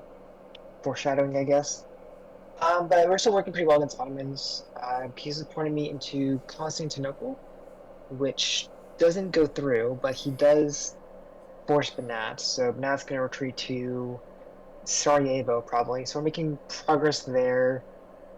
He's making progress in the west, which is great because that's the opposite direction of me. Ottomans are moving from Sea of Azov to Black Sea. Ideally, that keeps going into the Mediterranean, but it's probably going to sit there and annoy us. Not much to be done there. Yep. He is suffering quite a bit in the south, though. Abyssinia isn't really pressing the attack this turn. There's a lot of holds on that border. I think Cairo coring is a good idea. That port for Abyssinia to build fleets in is pretty valuable, but it means that progress against Ottomans is going to be delayed. So that's kind of a wash there. Yep. Ageron is trying to help me against Safavids, but they're not accomplishing much here. And Safavids actually are going to force Riyadh unless something drastic happens. So that's less great for me. But we do have a convoy away from me, so Tsaritsyn does get convoyed out into the south here. So that's actually a really good sign. And hopefully, me and Safavids have not signed each other for 3 turns now, so I'm thinking that if the pattern keeps going, then more convoys out of the Caucasus will happen, and we can kind of get that border properly clear of hostile armies. Yeah, get it But DMC'd and unfortunately, be fine. yeah. Hopefully that's what happens. They actually do end up making some progress against Mughals. Mughals walk out of Sind here, which is pretty huge, because I think Kabul can be properly forced now. Yep. So ideally, Safi take Kabul, and that'll finally get them the edge they need to really start pushing units into India. Except they have no units to actually push into India because not a single unit has shifted south from when we made peace until now. Yeah, this is the So only even one. if they do force these positions, they have nothing, they can't capitalize on it. They have only these two armies and one fleet to actually make progress with, and that's just not going to be enough here. Hmm. So just a generally meh situation going on here. Not ideal. Ming is trying to find some edge against me and take Yarkand. They're not going to find it. Turfan holds regardless. And with Safavid supporting me in Yarkand, they won't be able to take that. The only way I really lose this position here is if Safavid's flip on me. I can kind of hold the east for as long as I want, unless the Safavids flip. That's the only way Ming can ever get progress. Yep. So I am abandoning Tijahar in the east here. I can't hold that. Ming actually, with the moves Ming made, I actually could have held it this turn. But, I mean, Gobi can tap Ikure, and Ming can just support in with the three armies there. So, either way, it's a loss if Ming decides to really try for it. I decided to walk out to Indigurka and build my line in Tokugawa more. And with the fleet in Lativ Sea, I'm hoping with that Tokugawa can't do what Inuit was threatening to. Inuits did. Yeah. So that's kind of garrisoned. They can't force that. And just kind of holding the line there. And ideally, I can hold this indefinitely, get Ming or Tokugawa to flip on the other. And when that happens, I can pick which one I want to work with against the other. All right. Not idea how that's going. Sorry, what was that? That's just kind of how that's going right now. Oh yeah, okay. Mixed bag. All right. Onwards to fall, I suppose. More tactics for me. I lose Nantes. I hold everything else. Thank God. Except Iceland, because Inuit puts Netherlands and Iceland for no self-interested reason. It's just, Inuit wants to fight me, so he will. Athabasca is actually supporting me a bit here into Seneca, which is, it's decent. I'll take it. No complaints. And I get New Amsterdam as well. Caribbean dies. And I get Fort Dauphine from Ageron, because Ageron is just a nice guy. And Portugal and I bounce in one of Congo's dots, which is funny. But, it's about all it is. Not very productive. Other than that, that's the tale of France. There's not much more to be done here. There'll be a little bit of intrigue at the end, but even then, it's really not particularly noteworthy. So I'll let you explain any new developments in the Russian position. So this is the second time I decided to go for decided to flip the board of my alliances and try something a little different to see if I could salvage what I can.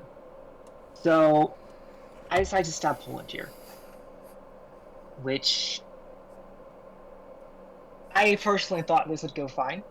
If you look at Poland's situation, I was relatively confident Poland would not have builds here. So if you look, me and Ottomans were coordinating. I can take Targovist off them, which I did.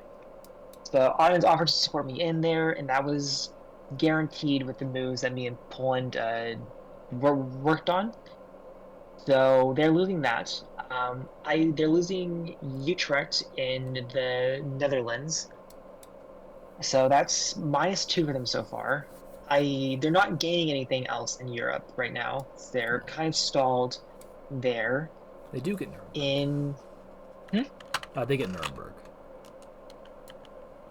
Yeah, that's guaranteed. So Guaranteed. Sad. yeah, so that's -1 so far. If you look at Mali, they're getting a dot there, so that's neutral. And then in South America, they're losing 3 dots here. I was pretty sure Spain would defend Parmerbo from Poland here, but I guess not. But that's still -2 for Poland here. Yeah. From what's going on. So with what I thought was a -2 for Poland, I decide that I need builds. I'm not getting builds from the east because I am completely stalemated with Ming here. Use like a trench, I'm basically. not getting builds from Central Asia, as Soviets are too strong for me to fight right now. I need builds. So if I'm not getting builds from those 2 areas, I need to find some way to get builds elsewhere to kind of turn the situation around, get a little bit more power to start turning some of these fronts in my favor. So unfortunately, Poland, my ally for the entire game, has to. There's no one else really to get dots off of. So this either salvages my situation completely in that I can kind of continue to get builds from Poland because his homeland is completely exposed to me.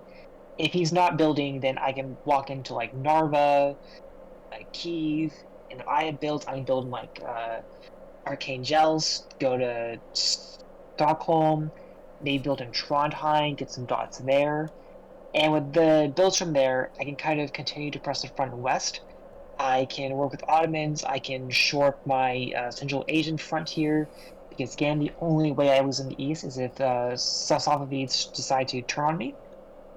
And the idea here was that with enough gains there, which I thought would be guaranteed gains because Poland should be disbanding, then I could secure my other fronts and kind of use those extra builds to smash through those. So that's kind of the thought process here.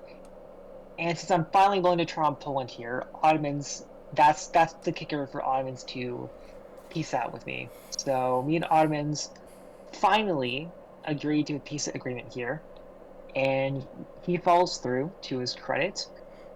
Safavids continue to sort of leave me alone, but I did stab Safavids here because I thought this would be the turn where he attacked me.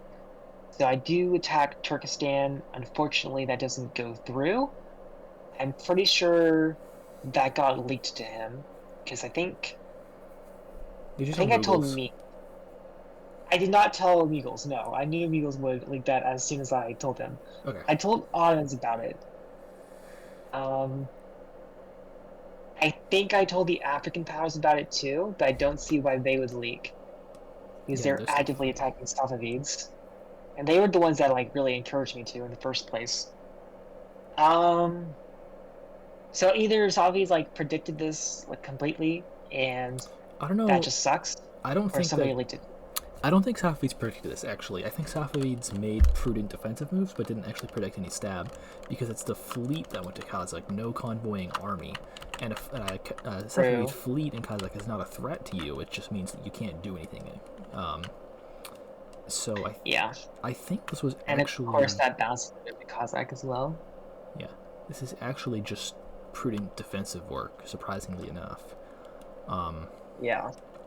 Although... So, that's a stab on Poland, a failed stab on Safavids, but why would I be moving against Safavids if the only way I lose the East is if Ming...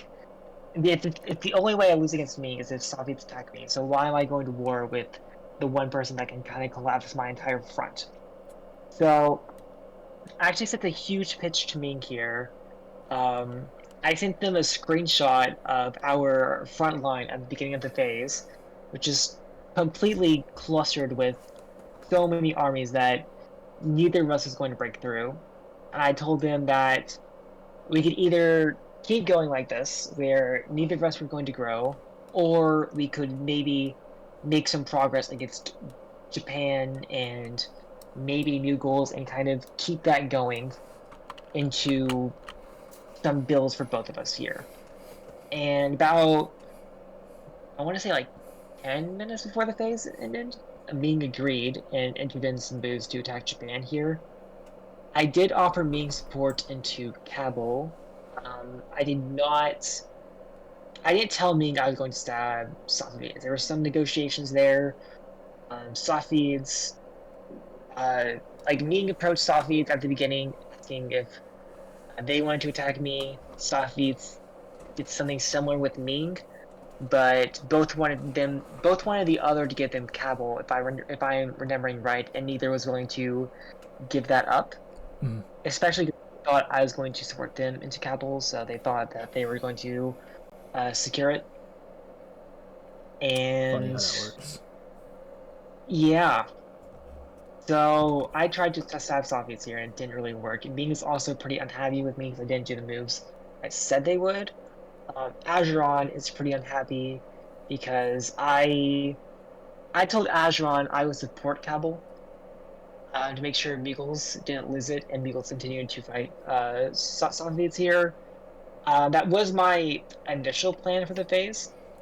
But I did a lot of these tactics like pretty close to education, so I didn't have time to remake any of my arrangements with anyone. So they're pretty mad at me, but Ajuran's opinion of me doesn't really matter in this position. They're gonna fight Persia no matter what. Ming just committed heavily to Japan, so even if they're a little upset with me, I figure it's probably fine. Japan isn't going to forgive Ming for this. So they're locked into that war now, whether they like it or not. And so I finally kind of have the position I wanted in the East here, where Japan and Ming are fighting and I can choose aside from that. And Ming's situation actually gets even worse because Ayutthaya attacks them. Yep. They don't take any dots this turn, but they're in position to take quite a few. And Spain dots them in Okinawa. So Ming went from pretty stable here, if not growing, to war on every single front. So I'm probably I gave Ming a lot of assurances that I would join them against Japan, and we would like kind of take out Japan at the ends here. But looking at this situation, Ming is not going to have a great time here. And I can't afford to work with somebody who is actively collapsing. I need somebody who is in a position to be able to support me into centers, and right now that person is not Ming. And it helps that I probably get more dots off of Ming in the long run anyways. So I'm gonna go with Japan in this situation. Yeah. Yeah, 100%. Yeah, that's the last like big flip moment I have where I try to. It's like my last desperate attempt to turn things around for my position. If this works, then we may have a shot at impunity if the game goes on for long enough. If it doesn't, then I've sped up my collapse by like 5 years or so. Probably just this. This is the only questionable thing. That's the question mark. If I 'Cause- have builds to secure that front, then maybe they won't go for it. But if I don't, then we're in a pretty bad spot. Well, my only thought is that you kind of, because the bad thing really is that Moscow got bounced. It didn't really go anywhere, so you're not going to achieve anything with it. Where if you had gotten, if you got into like Voronezh or Kursk, then you could build another army here and then at the start of next year you could have like something like this to start with, right? And then you can kind of Yeah, like Poland will have Ruthenia defenses. to Warsaw was not talked about moving in Poland. I didn't ask for that unit was going, but like surely that unit goes towards Austria, right? I'm not really sure why Poland made that move, but it does help a lot against the stab I just made. So I'm not actually committing that many units to it here. Yeah, that random move to I Warsaw. am, Oof. yeah, this stab entirely depends on me walking into Polish dots. Like So unopposed, anybody yeah. defending this is pretty bad news. So if you go into retreats here, we'll see how many builds Poland has and how many or disbands. Oh, Right now, build. with the 0 disbands, they have 2 disbands, and now they're building 2. So what Poland did was pop every single unit that got dislodged to be able to build on that front. Ooh, not ideal. Yeah. So this stab is now looking really, really bad for me.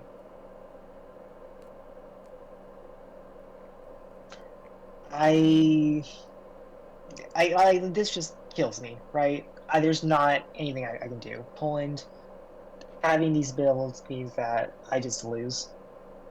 I can try to make peace with Poland, but there's no reason for them to go for it. Like I am just free dots to them right Yeah, now. because they built Narva, they can just do this.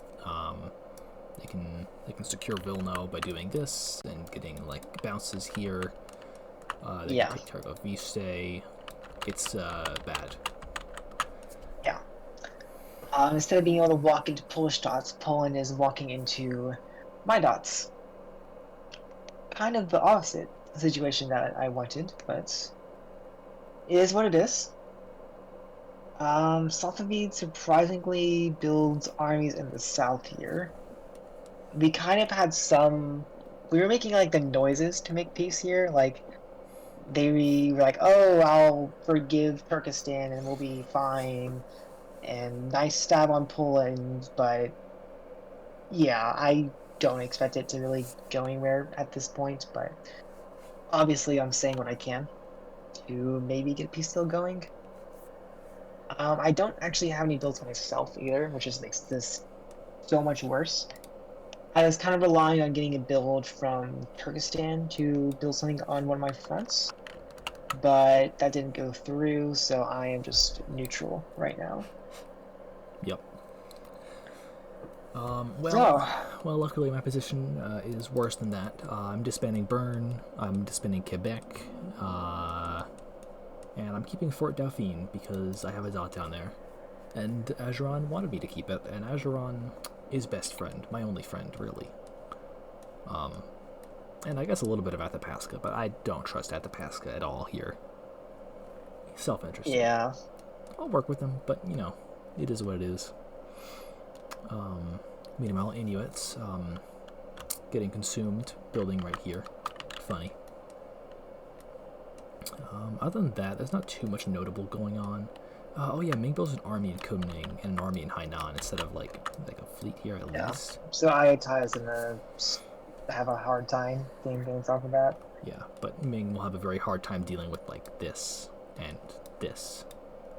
No fleets is surprising. I think this was an attempt to make peace with Japan after attacking them, which I'm not sure why Ming would trust anything.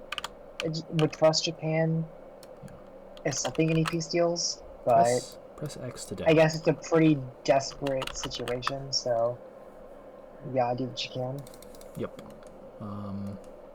Then I guess for most of the rest of the game, I'm just gunboating for the most part. Like I said, there's a little bit of drama I can get into later, which is relevant to winning, or who wins eventually, but for now, Yeah. I guess spring moves, more tactical BS in France, which works a little bit, but at this point Poland is getting into my dots area, so I'm going to start being crushed from two sides now, which is not good.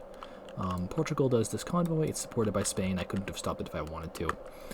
I could have done like this and this, but seeing this coming, is difficult. Yeah, that's fair. Yeah, in South Africa, Azeron's just kind of ordering my fleet around, and I'm not objecting to it. He's, like I said, he's just being a friend. At least the best friend you can ask for. Yeah, not taking Fort Duffin is nice enough. Yep. Good friend. And then North America is still kind of survivable. But England, just unmentioned, England is just continuing to do whatever Spain tells them to. Which is not ideal. Inuit decides to do something similar with Athabasca and just starts helping Athabasca again.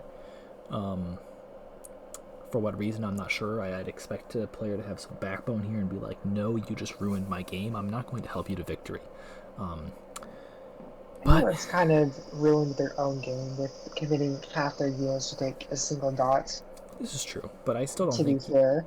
I still don't think you reward the yeah. person who stabbed you so brutally by helping them to victory, I will say. I completely agree with that. It's like borderline killing, in my opinion. It pretty much is. I mean, like, come on, man. Yeah. But alas, as I've been saying this whole time, such is life. Such is life. Such is life. You win some, you lose some. Speaking of winning and losing. So, after seeing those Polish builds, I make some peace noises at Poland here, but it's pretty obvious what's going to happen to me here. Poland is not happy.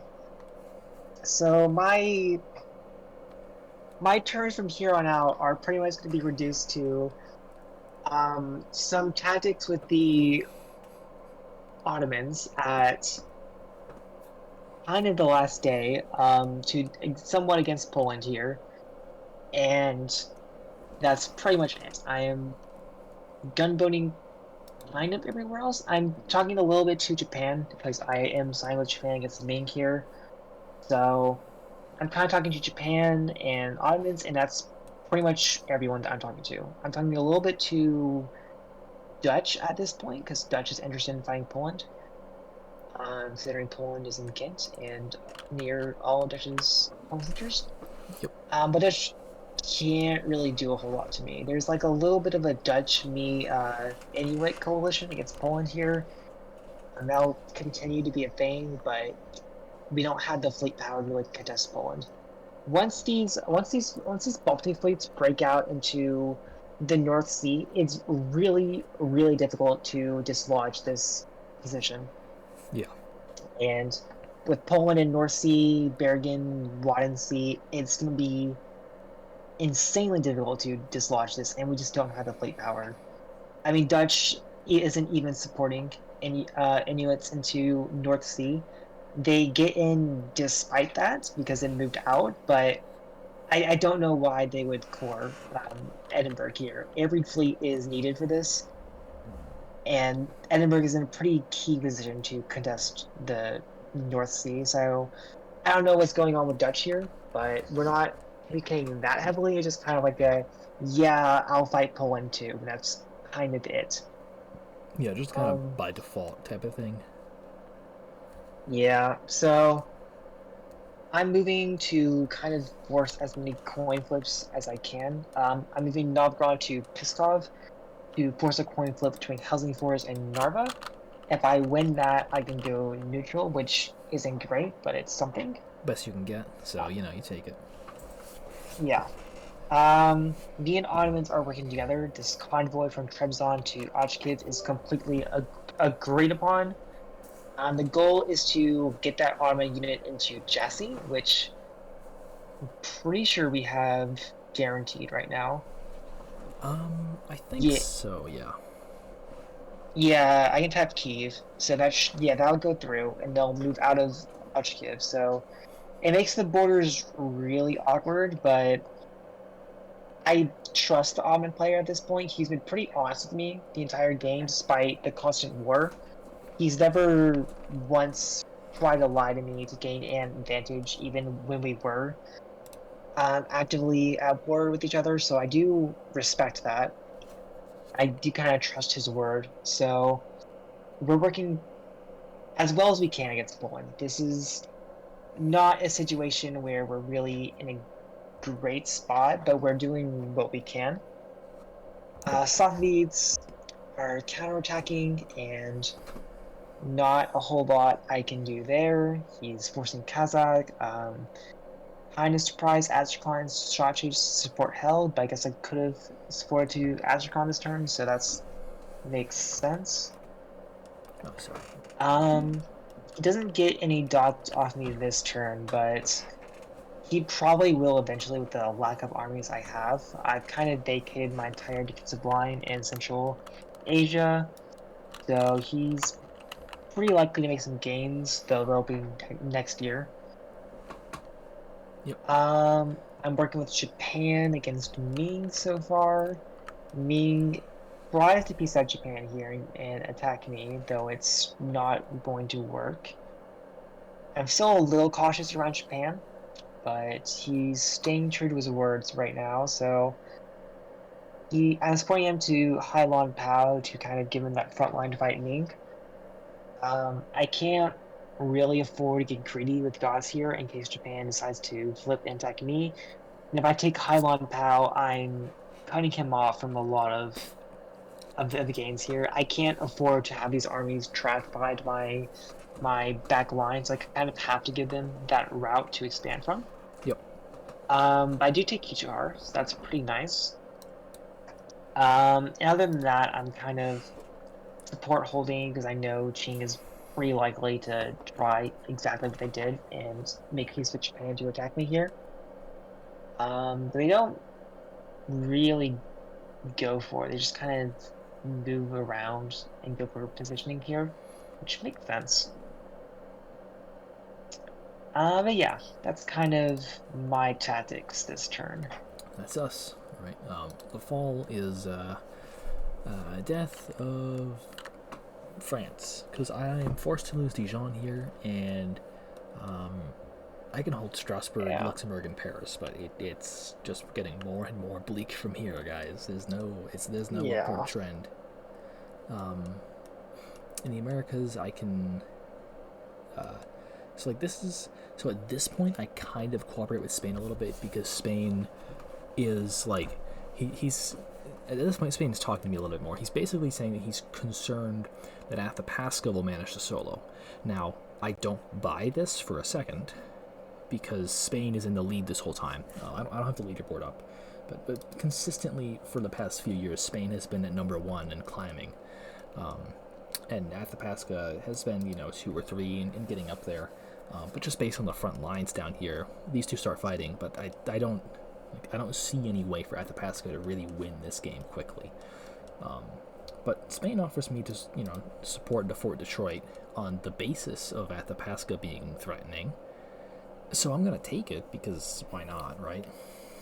Might as well. Yeah, may as well. That's about that. Bermuda's lost. That's just gonna happen. Forced disbanding Boston is pretty good for you. I think it's a Yes. forced disband. That is a forced disband. Yeah, no more Boston. They'll take out Portland next year. Not ideal, but still take what you can get. Down here, Ageron and I do some center flipping. He protects Fort Dauphine, I protect Barra. In Portugal, convoys around like this, which is a bad sign long term for my center down here, but I mean I have a center down here, so it's good enough. I do lose St. Helena as well because Portugal is cooperating with the Netherlands at this point, which is bad, but whatever. Portugal did stab Spain though, so that's did Spain stab Portugal? I'm not entirely sure who stabbed who here, but the two of them fighting is a good sign. Yeah, there's like some stab. Is this a stab? I guess this is a stab. Yeah, it's a Portugal's stab. taking Tangier and Spain taking Rabat. I don't think that was agreed on, but they do seem to be cooperating in South America, so I'm not. Yeah, I mean there are. No, I think they're still together. I will say in this game there are consistent attempts at coalitions against the leader of Spain, but they don't ever really end up going anywhere. At least not quick enough for my satisfaction, as you can see, based on the state of this. So at this point, I don't really care about stop leader coalitions because that doesn't help me at all. So yeah, that's that. That's me. How about you? Things are getting pretty bad here as well. We lose the coin flips and closing fours in Narva, so Poland does gain a dot there.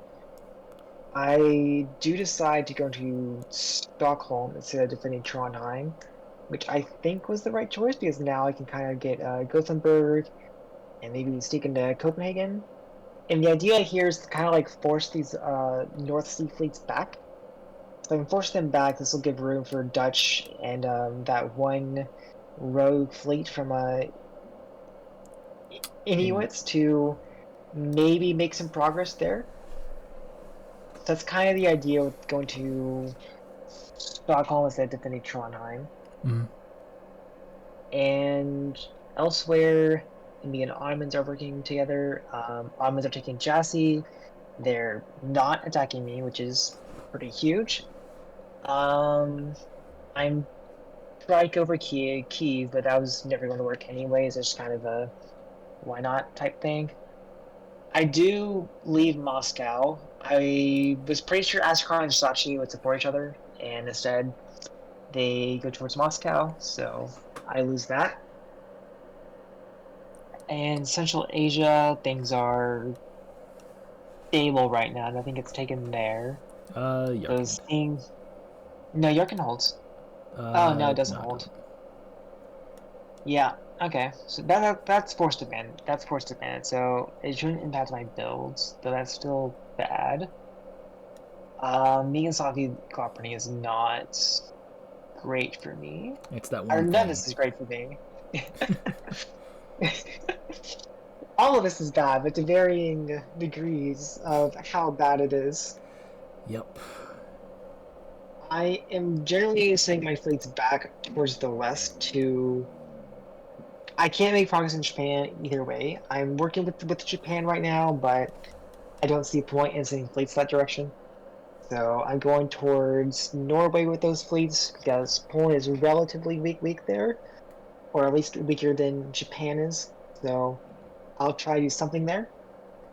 Yep. And yeah, we're just kind of generally trying to hold in the east. Ming is losing a few dots. Japan is continuing to work with me. So we're just kind of seeing what happens there, and hopefully Japan stays with me. Thoughts and prayers. Thoughts and prayers indeed. Those always work, I'm sure. Yeah, I mean, there's no way those fail. No, no, of course not. Right. Well, on we go. The relentless march of time and disbands. Ooh, actually, do you have any? Yeah, you have a disband. Okay, yeah. Yeah. Um, Might as well. Japan's not attacking me, so What's I'll this get rid army? of the most useless unit. What's that army about? Trying to I get a convoy think that's going? a map error. Oh, I Hold mean, on, go back to the last map. I'm pretty sure it wasn't there. it was Was it? Oh, Krasnoyarsk. Yep. yeah, I think that is for a convoy. I don't You think I just actually end up doing it though. you probably have to end up disbanding it before you really get into it. But something like this is a decent idea, I'd say. Yeah, Scandinavia is probably my last bastion of hope. Just go sit there and wait out the game. Meanwhile, I Pretty disband much. Orléans. Barra stays because it's still a center. And I get rid of Massachusetts, which is annoying because that's how I would have been able to get down here and force disband Portland. But I can still force it north, and I am confident that there's a decent chance that Inuit puts this unit here, and so it washes out. And those are builds. I don't know if there are any other important builds we need to really care about at this point. Yeah, we are just kind of both collapsing at the moment. Rolling out the clock. Yep. And so spring. Actually, that's the wrong button. I want to zoom in. So I'm cooperating with Ageron still, but now this is tenuous because Portugal has an army here and these fleets, and the outlook is not good for this unit. I actually think I have to retreat here with this move set, which isn't ideal. other than that, in North America, Spain and I are still vaguely cooperating because he's like offering to keep me alive versus Athabasca, which I'll take. Like I said, I mean, I'll take it. I don't believe him that Athabasca's going to solo. That's not going to happen. But, you know, dots are dots, and I like dots, so I'll keep them. My idea here, at least, is to try to set myself up with, like, a decent core in, like, right in here, and just try to hold on in exile. Although that's my secondary goal. My primary goal at this point is actually to just prevent anybody from soloing. My goal is, you know, if I can't stop the solo by, like, stopping somebody from winning, the only way I'm going to be able to stop the solo myself is by dragging the game out long enough for somebody like Safavids, Tokugawa, really just Safavids or Tokugawa, to force their way into the winner's circle. And then, Right. you know, and then there won't be a solo because there will have been impunity, and that's like not ideal for me. But at least I've, you know, took away the glory of a solo from somebody, and they're worth it. You know, it's worth the attempt. So that's my goal. I don't know what your goals and all of this are. My goal is kind of the opposite of yours. I want this game to end as soon as possible, because the longer this game goes on for me, the more I will drop in the ranking. So, also, Softbeats and Tokugawa gaining is enforcing their weight in the winner's circle is directly going to be caused from getting builds off of me.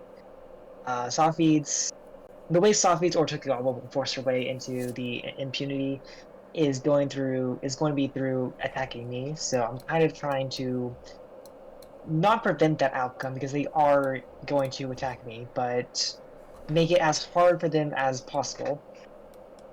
That's kind of my general strategy here. Over in Scandinavia, I'm just continuing to bring fleets over.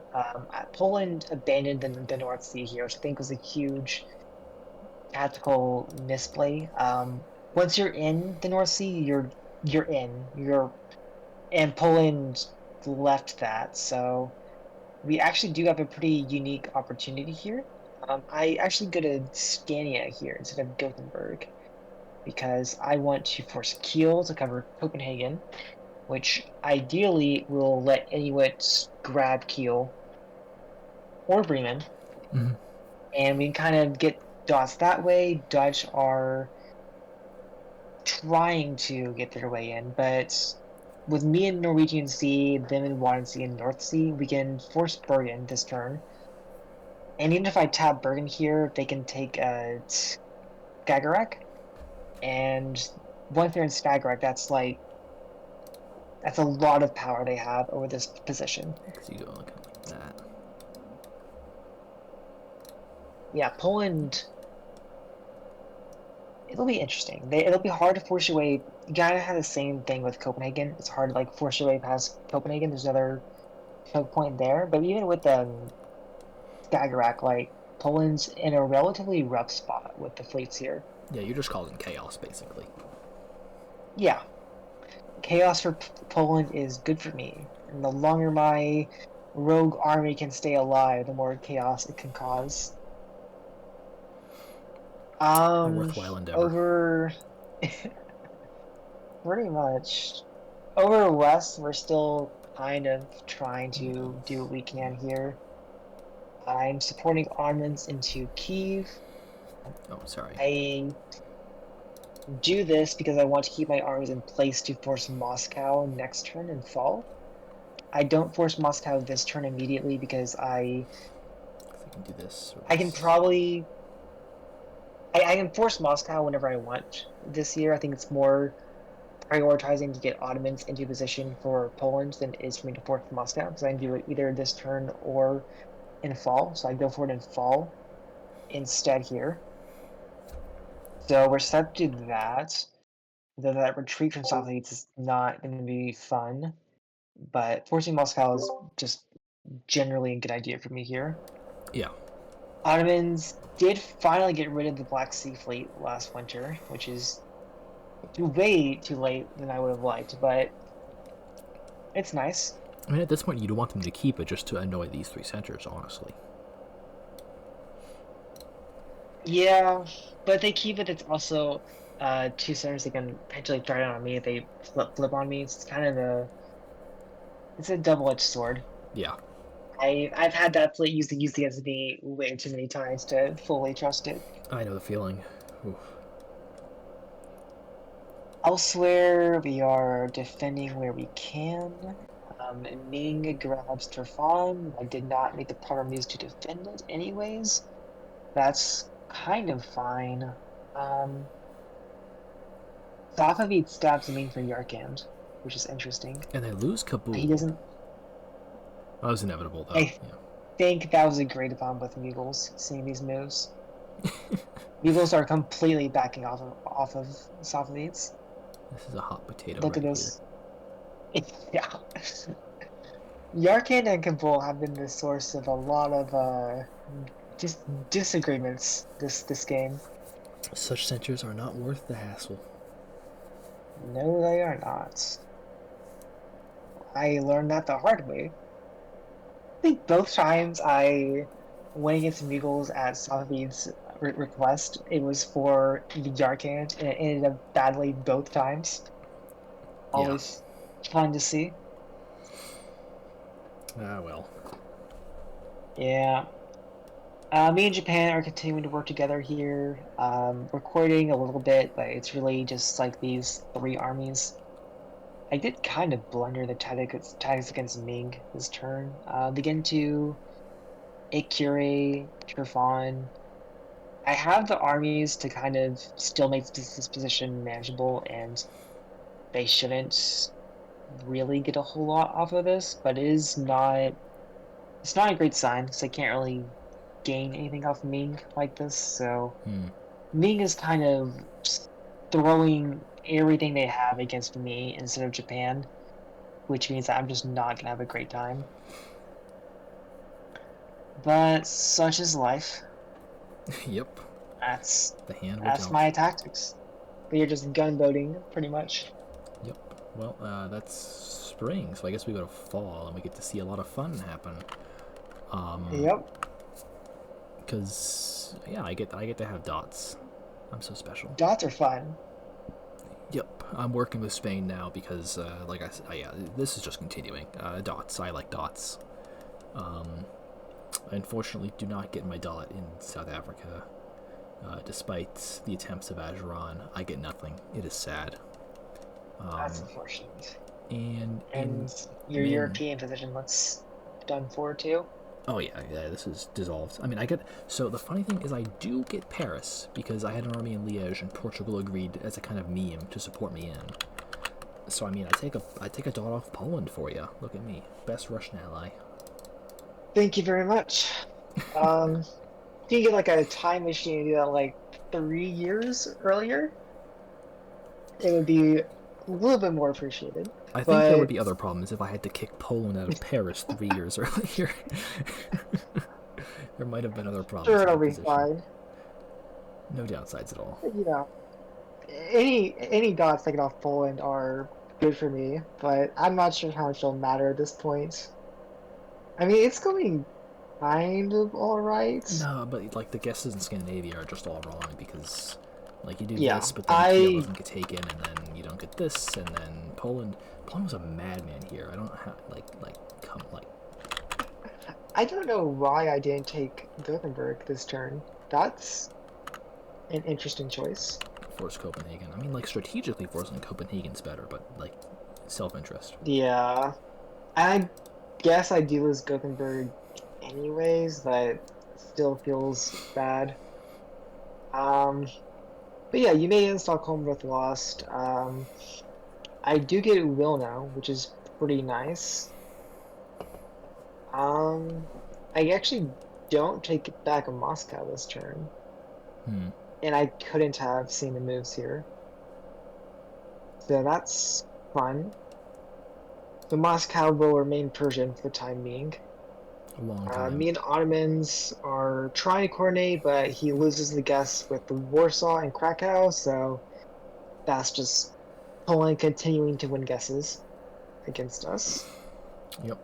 Safavid is making progress, Or no, he's trying to, but he tries for Kazan, doesn't get Kazan. Yeah, he does, right? Oh no, it's Tries, cut. Yeah, he doesn't. He gets nothing. yeah. He'll force it next turn though. He has it guaranteed with the African army. Yep. We're just delaying the inevitable. He's forcing his blade in Central Asia. I am completely abandoning the front with Ming to find a new defensive line. It's not going well, and Oh. I stab Japan. Yep. I decide to dot Japan in Hailan Pao. Because why not? I have burned enough bridges this game. I'm not going to win anymore, so at least I've kind of given up. I don't think this is a winnable position anymore, and I think most people would agree. Oh, it's definitely not. So, It's just how much yeah. chaos can you cause, which is a lot. Yeah, so at this point, I'm just trying to screw over as many people as possible. Japan stabbed me, so I might as well try something. So I kind of broker a peace deal with Ming, and I think Ming agreed to leave me alone, and then doesn't leave me alone, which fair. It's in the spirit of this phase of the game. Yeah, so Ming is still taking 2 dots off me here, and I take Hailan Pao instead of Hohop, which is it's a 0 dot attack on Japan, but I do end up taking a center off them, so this spite is there. And they can just retreat directly in this direction if they want for purposes. Yeah, which I'm sure he's going to do. Yep. What an interesting fall. Yep. I would say See we're getting what close. winter holds. I would say we're getting close to the end, but by years we're actually only halfway through part 2. It's a funny thing. But by our moves, well, we have so few moves left, isn't it great? Yeah, this is just pure tactics at this point. This is a winter builds. I don't have any disbands actually, so I have 2. My fleet down here maintains itself. That's fun. I stand 2 in the east here. Yeah. Japan's going to attack me either way, so there's no holding. I can maybe pull something, but they're lost regardless. I'm just being annoying. I posted a good Napoleon. I think I posted some sort of Napoleon meme, either in my Void or in Council of Nations, because I got Paris back. So yeah, the return of the that Emperor. was fun. I can't draw an eagle. I was gonna draw an eagle, but I have no. I'm not gonna embarrass myself. I think a proper Napoleon could pull off the defense here against 4 separate powers surrounding Paris. Yeah, it is almost fully surrounded. Yeah. The only outlet is Liège. True. We can go to Waterloo and die. Well, although yeah. Waterloo's more over here, right? Like kind of here-ish. So even then, there's nowhere to go. Well, Army Paris is fighting to the last man. Yep, Army Paris gets hit. Tragic. Other than that, there's like some magic in North America, some tactical BS I'm pulling again to try to get dots, but it ends up with Athabasca and Mohawk because I can't cover it, basically, which is annoying. I mean, I could have held here and then hit this, right? But then Mont Royal would not have gone this way, so it would have ended up in Oneida anyway. Actually, no, it would have been fine. My tactics just weren't particularly good.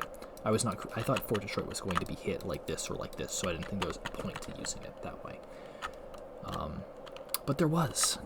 So these are the things you learn when you do much diplomacy. Other than that, there's a convoy of Inuit into Galicia, which I mean, I'm technically allied to Spain, but I support fighting Spain because, I mean, come on, man. Come on. It's a 4-fleet convoy, too. Yeah, and in Africa, I'm just hitting Barra with support from Fort Dauphin, and we're hoping for the best. Yeah. So over on the Polish front, we are doing what we can. There's recently a common Poland might go for Norwegian Sea here, but they just end up holding Bergen. So we actually could have forced Bergen this turn if we wanted to, which is interesting. That Inuit move from Copenhagen to Jutland really frustrates me. The way we were talking between me, Inuit, and Dutch, the idea was I would help them force their way past this little choke point here, and in return, once they were past it and into like Baltic Sea, we could coordinate with my armies in Wilno and uh, Ottoman armies over in like Warsaw, and we could make something happen there. But with Inuit going to Jutland, our progress is like completely reversed. Mm-hmm. It's I don't know why Inuit chose to do this. I don't know. Jutland does nothing for them, and like Poland could have beyond Copenhagen, and I don't understand this move at all. Dutch also support holding Wadensee. I Poland has 2 fleets. I can kind of see that, but we need to be making progress here. So Gotta take I don't risks. really understand the holds.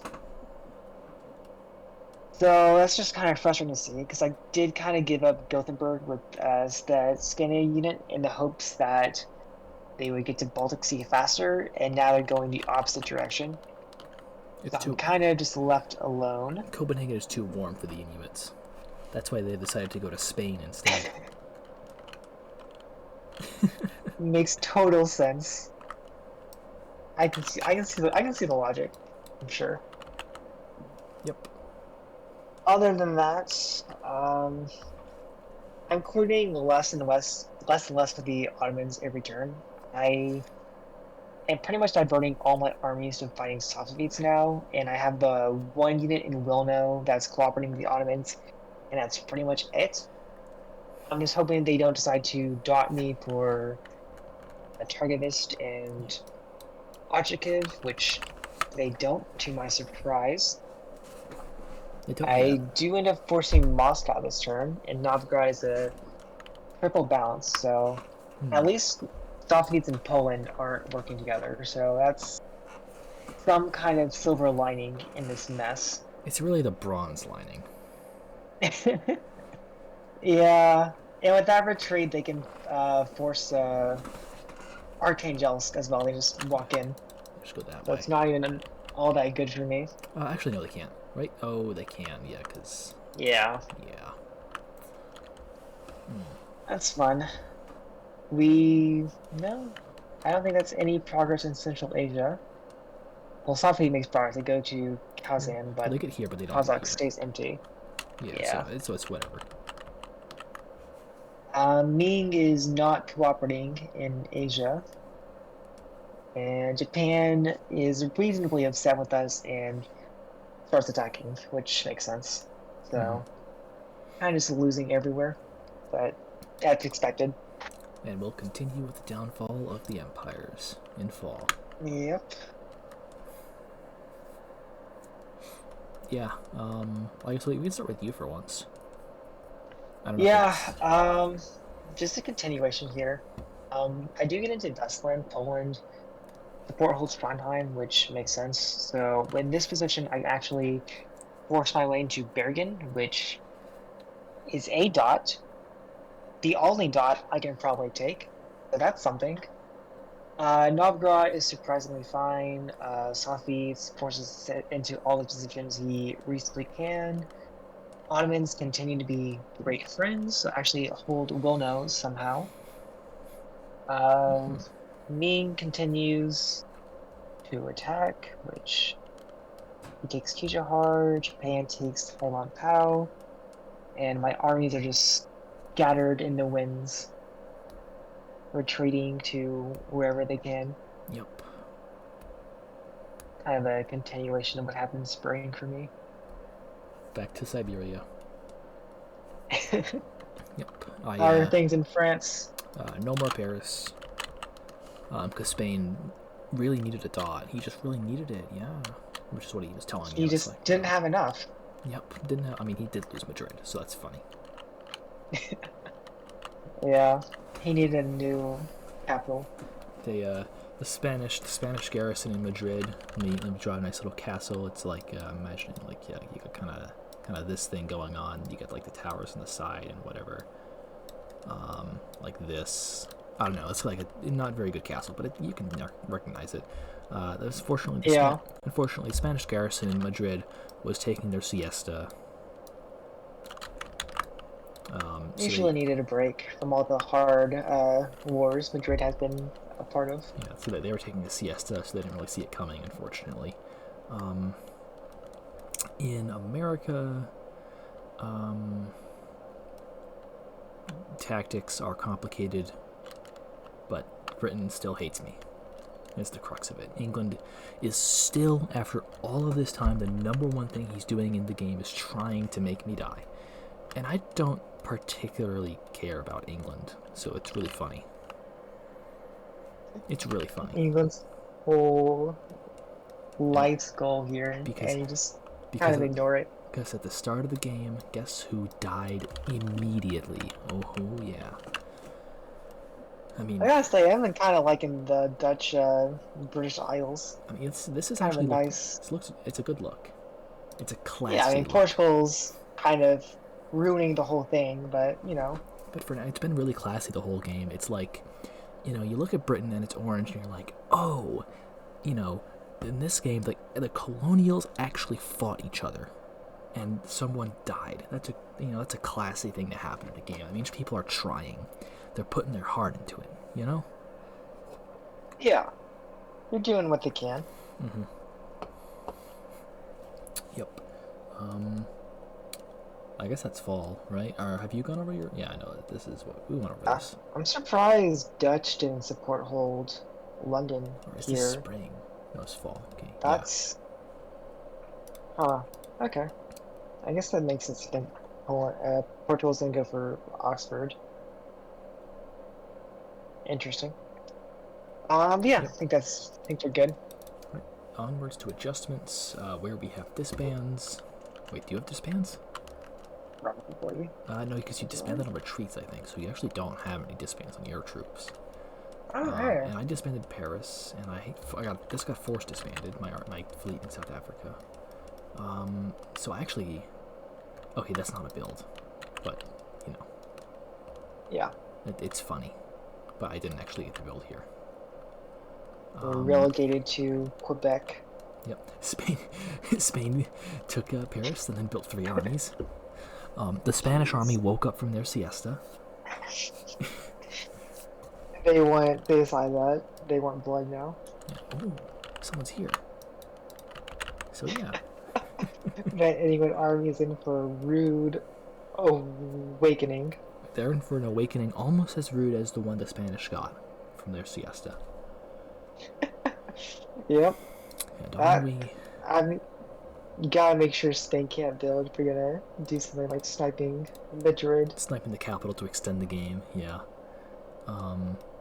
So over here, Spain is kind of moving forward on the front, with the justification that they want to help me, but I don't buy it, we'll say. I try to disband Connecticut, but it gets cut by England, who, like I said, continues to devote as much as he can. I mean, only 2 fleets you can really put here, but as much as he can to being annoying to me. Spent the entire game throwing. I don't understand that, but that's just me. You know, like if I had the Caribbean and Spain wasn't building fleets here, I mean, my response would maybe be to go in like this direction. You could do some real damage too, as you know, Spain has the entire area just completely open. Like you have 3 fleet. Like this is a kill. If maybe not a kill, but this is like a crippling blow you could deal to Spain at any time. Like, imagine if England did this, and this, and like this, and this. Yeah. Spain starts panicking. Spain loses this, then next year he loses this, he loses this, he loses this. Spain's done. Spain's position in the game is sustained by the fact that England is still this is months after I stabbed him. Still so spiteful about the game that he's still throwing to Spain. Yeah. Which is really funny. England has fully given up and just is basically part of Spain at this point. Checkmark. I don't know. Maybe I'm complaining about it too much, but yeah, this is. I mean, I'm a little bitter about it, I guess. But I was dead by this point Nah. anyways, man. He's fulfilled his goal of killing you at this point in time. And I welcome it because it means I don't have to enter orders anymore. Always nice. Yeah. I'll take a siesta. So, Over in Russia, we had decided that Norway is the new true home of the Russian people. Russia tends to do And, that you from time know, to time. They just wake up and they're like, no, comrade, I mean, this was our rightful territory the whole time. exactly.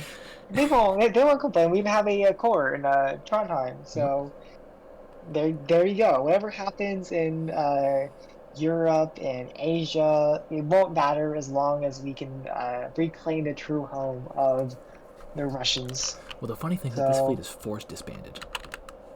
that's actually huge for me too, because now instead of being like a three versus three, it's a 3 versus 2, which means I can really start forcing it some Polish dots here.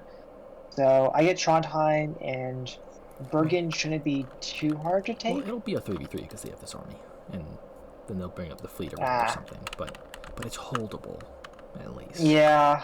You can Maybe with survive. some Dutch support, I can make something happen there. It's kind of my hope, but with London and Oxford and this whole situation there, I'm not sure how much Dutch will be able to support me. There's a fleet there, Um, fleet there, fleet and UN there. Dutch are just committed to making defensive moves, so nothing's going to be happening in the Baltic.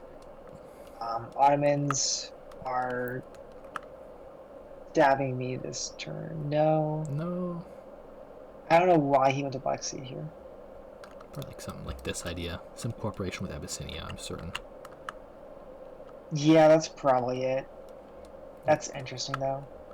But yeah, we're not making progress against Poland anymore. Poland is too strong. The fact that we got this far to begin with is kind of surprising. Yeah, I mean, this is a... yeah. Safavids are forcing their way through the gap in Europe, so I'm kind of cut in two here. Although... It's not really something I'm going to get back. Well, you do retain your centers this turn, at least. Yeah. There's just like more armies in the area. Yep. And east. Chaos. Status quo. Ming are fully collapsing, so at least I don't have to deal with them anymore. But instead I get to deal with Japan, which is almost as bad. Less armies, but Japan has the position to force centers, so Yakutsk is lost, which... No, it's not. You're fine. It will be. No, they convoyed into evens. But not yet. Not yet. Yeah. So that's lost soon. We can hold on to it for maybe next return. And we're just kind of continuing the slow collapse of Russia. Yep. Well, on to fall.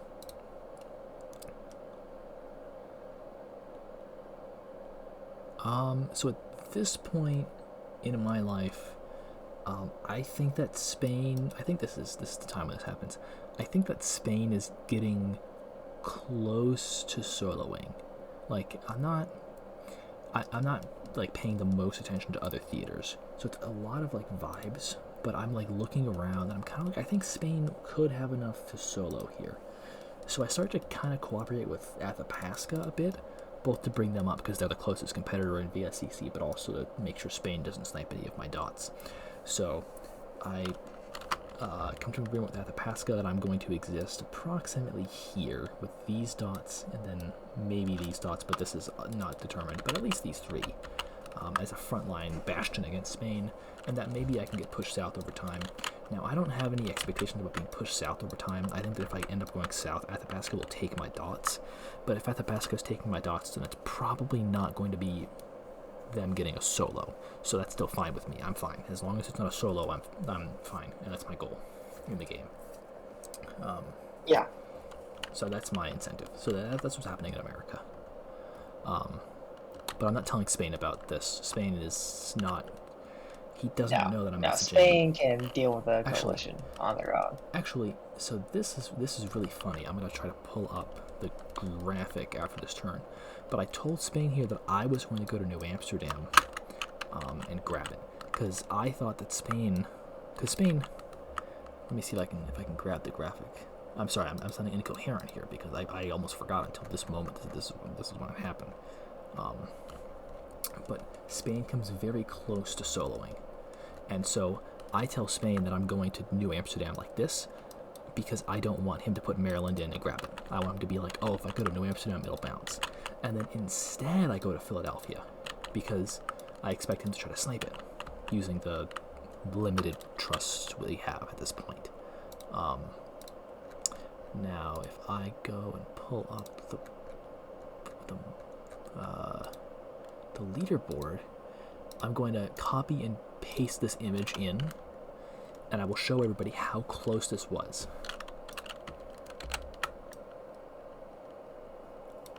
Spain came within 1 dot of soloing on this turn. That's insane. 1 dot. So I just gotta adjust real quick. So this ploy with me not letting Spain have Philadelphia or Amsterdam may have been what saved the game from a Spanish solo on this turn. Because 1 more dot and Spain would have won. It's huge. So look at that, and I'm sure I think Spain also lost like quite a few guesses around. Yeah, because they Dutch walked it to Paris as well. I don't know what else happened, but I know he was messaging me like a bit at this stage. Portugal got down here. I mean, there was also some luck involved, but I'm happy that I prevented Spain from soloing. I mean, every dot counted in that moment. Yeah. Huge. Yeah, Tokugawa managed to hold on to that.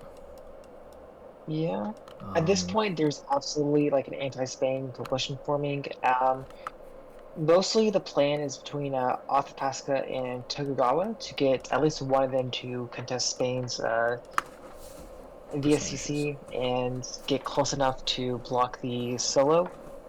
Yep. So I'm kind of pulled into this a little bit because in order to get Tokugawa up close enough, they need as many dots as possible, and of course, some of those dots are going to come from me. So I tell Tokugawa that I'm going to let them into Yokosuka here because right now they can support themselves in, they can just take it anyways.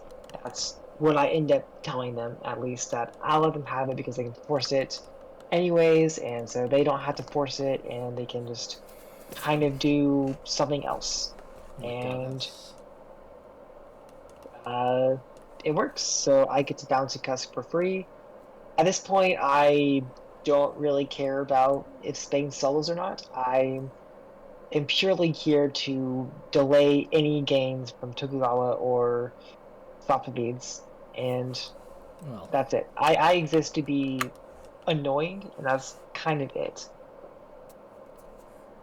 Yep. I'm also being sent off Ming.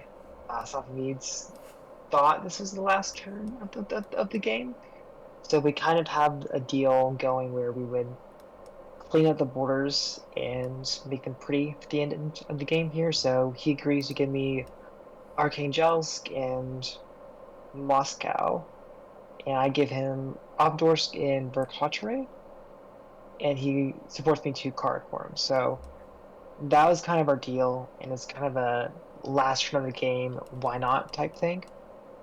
Yet. But the game goes on. Indeed it does. Oh yeah, also Ottomans stabbed you. Ottomans just stabbed you. Oh, yeah. Yeah. Ottomans, yeah. I don't even know if I sent a message after that, but I mean, at this point, I am just gun voting every turn, so it's just kind of like, I don't care that much. Yep. So adjustments. Disband. I don't have any disbands. I have 5 dots and 5 units, so I'm chilling. I have a build actually, which I use in Yokosuka. No, you don't have a. You have a. Wait. Oh, this card disband on retreat. That's a map error. No, this card disband on retreat. So I build in Yokosuka here just to be extra annoying to Tokugawa. And that's my life now. Best friends. Totally. So I guess we can just speed through the rest of the game at this point until the inevitable end of it. Yeah. Yep. Tactics. Continuing to try and consolidate Norway. Poland has been an army in Scandinavia last round, so it's a little bit easier. Continuing to lose ground in the east, Ottomans are taking as many territories as they can, so I'm just losing that. Moscow is pretty much lost. Safavids go back to attacking me. They walk into pretty much every position they can.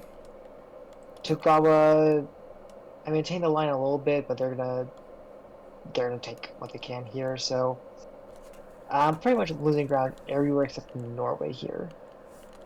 That's me. I am helping out actively helping at the Pascha at this point. I'm cutting Spain so Athabasca can get south. That's about it. Also, England is still attacking me. Like, yeah. England has one mindset. Yep. One mindset. Anyways, onwards to fall. The fall of Moscow. Yep. After the fall of there goes Moscow. I think that's the second time Moscow fell. Yep. Yeah. I maintain Archangels, but yeah, everything else is lost. Moscow's lost. Novgorod doesn't work. Yep. Ottomans walking into the Black Sea centers. I'm not bothering to even try to talk with them at this point. Safavids are taking a bunch of my centers, taking the Central Asian centers as well. Chorus Caspian Safavids Sea. are pretty much, yeah. Safavids have pretty much forced themselves into every position they could ever want off of Russia, so they're pretty happy, I imagine. And Japan takes Yakutsk finally. I do get to take a Ming dot here, so that kind of helps to offset the gains, but it's not much. Yeah. And Norway, nothing happens there.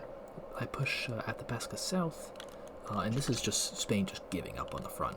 Spain just says everything north of this line I don't want, which is bad for me because now Athabasca has only one thing to do to me. So, Yeah. Ominous, but this is the life that I chose. And Spain didn't end up winning on the solo. Spain was... Where is it? Spain was delayed, so mission accomplished by me. I did what I could. I did my part. So on that note, we go to adjustments. Ooh. I have 4 disbands this turn. Yeah. So I'm getting rid of 1 unit in Europe. 5 disbands. Here. 1, 2, 3, 4. I don't know where 5. number 5 is. Right? Oh, yeah. Yeah, I'm just getting rid of my eastern position entirely. Irkutsk stays because I'm not sure why Irkutsk stays. It doesn't really matter that much. But yeah, I'm just getting rid of units that aren't in Norway. I'm trying to consolidate Norway as my last bastion, and I'm getting rid of anything else. So yeah, that's my thinking at least. I actually ended up losing Boston because I was using Portland. I was doing something with it. I forget. It doesn't really matter. I just lost it. No disbands though. So then spring we have death. Yeah. Death. Yes. Death continues to occur. We also have Poland leaves Bergen though. Yeah. Would you look at Always that? nice to see. We have my death, which is inevitable at this point. There's nothing. There is nothing. Because England can be in Portland. Inuit doesn't want to support me, so that's dead. Athabasca is now taking my dots, so I'm going back to causing chaos in their lines a little bit. But having forsaken Spain and denied them the victory, there is nothing more left for me to do but die. I'm going to fall on my sword. I'm going to fall underneath my guillotine and accept my fate. The last one. Yeah. Well, this is the second to last year. Foreshadowing, but Foreshadowing. I mean, it's pretty clear who's gonna take this, I think. Yeah, so here's the fall. Yep. Salt has some dots and loses some dots, such as life. Yeah. Big Bear gain, we lose everything else. Oh, we lose a Spitsbergen too because England decided to dot me for it. Yeah, I mean, listen, priorities. Listen, you could go for your capital, but that would be lame. Why not just take a random dot and continue to help Spain? Why not, right? Pathetic. Yeah. Yeah, my eastern position is finally done. My Europe position is finally completely dead, so... Yep, you're just hiding in the cold, in the dark. Actually, I think I took Novgorod this turn. So we're still kind of staying alive in Europe. Oh, did you get supported by Safavids into Novgorod? I did. Yeah, I don't know how that worked. I guess they kind of give probably thanks for like this and like this. I'll take it. Yep. You know? Adjustments. Might as well. Hey, you don't have any disbands. No disbands, look at that. You somehow kept our hotels. Huge. That's insane, honestly. It's an Athabasca fleet. They can fight over the north. I will just continue in Norway. Went that way. Okay, yeah. I am dead. I forgot to see my views in the fall, but yeah, this is just inevitable death. So. Yeah. Because all my units get cut. There's no support I can offer, and the most gruesome end for France. That's rough. But you didn't really miss much, though. Yeah, I mean, the fact that my final death was in Philadelphia and in like Portland and whatever, it speaks to something. Just a little bit. And we have more adjustments, like I said, so I'm dead. Salt is not dead, but I mean, this is basically death. This is purgatory. Yeah. I take the final Norwegian center though, which is something. Listen, Salt, where I bravely fell under my guillotine and I took my ticket straight to hell like a real man. You sat here in purgatory like some sort of coward who's too afraid to die. Just die and go to hell already. That's where we're going. That's where it all ends. Come on. I think it's worth delaying it just a little bit longer. You know, we don't know where I'm gonna go, but. Might as well enjoy the sides just a little bit, you know? You're the dude who has you have cancer in both of your lungs, and so instead of just dying, you're like, no, I'm gonna get both of my lungs removed, and then I'll live a little longer. And it's like, dude, you're gonna live for 5 more minutes if we remove both of your lungs. And it's like, well, that's longer than I have otherwise. Every 5 minutes that Russia is still around is another 5 minutes I can spend fighting Poland and Safavids and Tokugawa. So with my dying breath, I will be continuing to spite them with as much as I can. You're only spiting Poland at this point is the funny thing. You just gave Safavids all of your dots. Well, you know, Safavids asked they asked for them, so might as well, right? You know, they asked the nice words, so I was like, sure. Well, here we go. Sometimes that's all it takes. So in spring, walking to dead. Christiania. France is dead. Oh wow. France is dead. Yeah. Here's the tombstone. Poor France. We have a nice little flower right here. I need to draw petals. Petals. There we go. Flower. Yep. Sadness. I lose my last Russian centers, so Archangels and Novgorod are both completely dead now. Yep. Both are, yeah. We walk into Christiania though, so Norway is going pretty well. It's like Japan tried to use teleportation. To get to Norway, of course. Mm-hmm. What else would Japan want to do? They even supported the move. Did they? Oh, they did. It's funny. They did. Yep. Japan trying to fight me from across the world. I guess the downside of us both being like dead is that we can't talk about the diplomacy, but I think there was some vague, large anti-Spain coalition, and then it collapsed, and that made Portugal upset because Portugal was the one who took the most risk by attacking Spain as part of the coalition. And then when the coalition collapsed, everyone stabbed Portugal and took all their stuff. So Portugal is now throwing to Spain as well. So that makes 2 powers that are actively throwing to Spain, right? Only 2? Both Portugal and England. Is there else? more? Nope. Inuits are kind of throwing. No, they're throwing to Athabasca. Well, they're convoying the army in South America out. I don't know why. Yeah. Oh, they're helping this. Portugal's convoying them to New Zealand. Which is interesting. Let me see. Where was... Martstead? Off of, like, Brazil? Well, I'm looking at the Paul moves. That's foreshadowing. Foreshadowing. Well, yeah, Spain has at least 2 powers throwing to them at this point. So, there's that. Yeah. Just a little bit of throwing going on. And so then we have the fall, when there's that convoy we were talking about. Inuit is leaving. I think everyone kind of recognizes that this is the last turn of the game. Yeah, Spain got a lot of dots here because Portugal threw to them. I don't see this as Inuit throwing to Spain because this is forced anyways by Portugal throwing to Spain. But Spain did not get their win out of North American centers, so at least I did something. Yeah, something was accomplished. And I have Norway, so yes, really, I'm the real winner. This game. You would actually have a build in this position because both these got disbanded. True. That's wild to me. I have a place to build in too. You core Trondheim, so yeah, you can just stay here and... I never actually built in Trondheim too, but now I can. But isn't that something? This was a Spanish solo, despite all of my efforts. My throwing to Athabasca. I mean, I don't know if I threw to Athabasca. I just still tried to kill him, but my cooperation with Athabasca.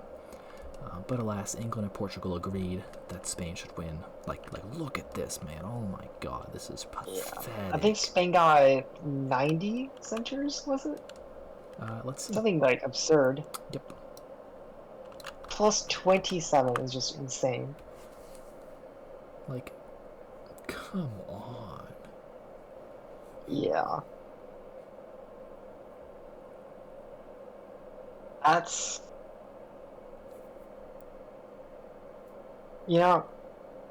sometimes these things happen. And Spain did genuinely play like a really great game here. But I think Spain would have definitely won even without throwing. Maybe not to this extent, but I think the solo probably would have still happened even without throwing. Well, I know this. It would have been impunity. It would have been impunity. Yeah, Athabasca and Tokugawa would have gone too big, but Spain was gonna win either way here. I think there's just people liking Spain more than the other people in contention for it. I mean, it still sucks if you're Tokugawa or Swedes or who both got over 100%, but we're denied. No, nowhere near enough. Yeah. But yeah, I don't begrudge Captain Meme his win. That's Diplostrats. I bet you guys have already watched that video because they're kind of big. But if you haven't, you can just look up Diplostrats on YouTube and you can find this. Actually, I don't think they've made their AAR yet, have they? No. We're first. We're first. So when Diplostrats eventually does make their AAR, you can go and check it out after you've watched this clearly superior one. So much better. We didn't win, but we have Norway, so listen, it's something. We didn't win the game, but we won the after action report battle. Okay, I mean, because come on. While the Spanish guy woke up on time and won the game, which is like Spanish. I mean, he didn't take any really siesta. I mean, like a little bit in Madrid, but he didn't really take a siesta. Well, that happened. As France, I bravely retreated and then surrendered, as a French person should. And Salt, as a Russian, decided that another country really belonged to him, and he settled in and lived in it. As a Russian, Yeah, that's what I they do. mean, Norway has always been part of the Russian people. Yeah, exactly. Never once has Norway and Russia been two separate places. Yes. So we very accurately portray the spirits of our people. Yeah, I And mean, Spain, this is just not realistic at all. no, this is completely out of the bounds of reality, Spain. I mean, you gotta you gotta sleep, man. Take a nap. Yeah, take your meds. Yep. Well, that is Imperial Diplomacy A2 Aster. Yeah, not we're gonna wrap up the AAR, but anyone still watching, thanks for coming along for the ride and listening to the bitter rantings of a bunch of dead people, because that's basically what we are in this game. And yeah, well, thanks for tuning in. This has been the Imperial Diplomacy A2 Aster After Action Report with King of Prussia and Salt as France and Russia. And I guess until next time, which is when we'll see you. Adios. Adios. We have to say adios because Spain won, by the way, just for anyone still watching. Legally required, but yeah.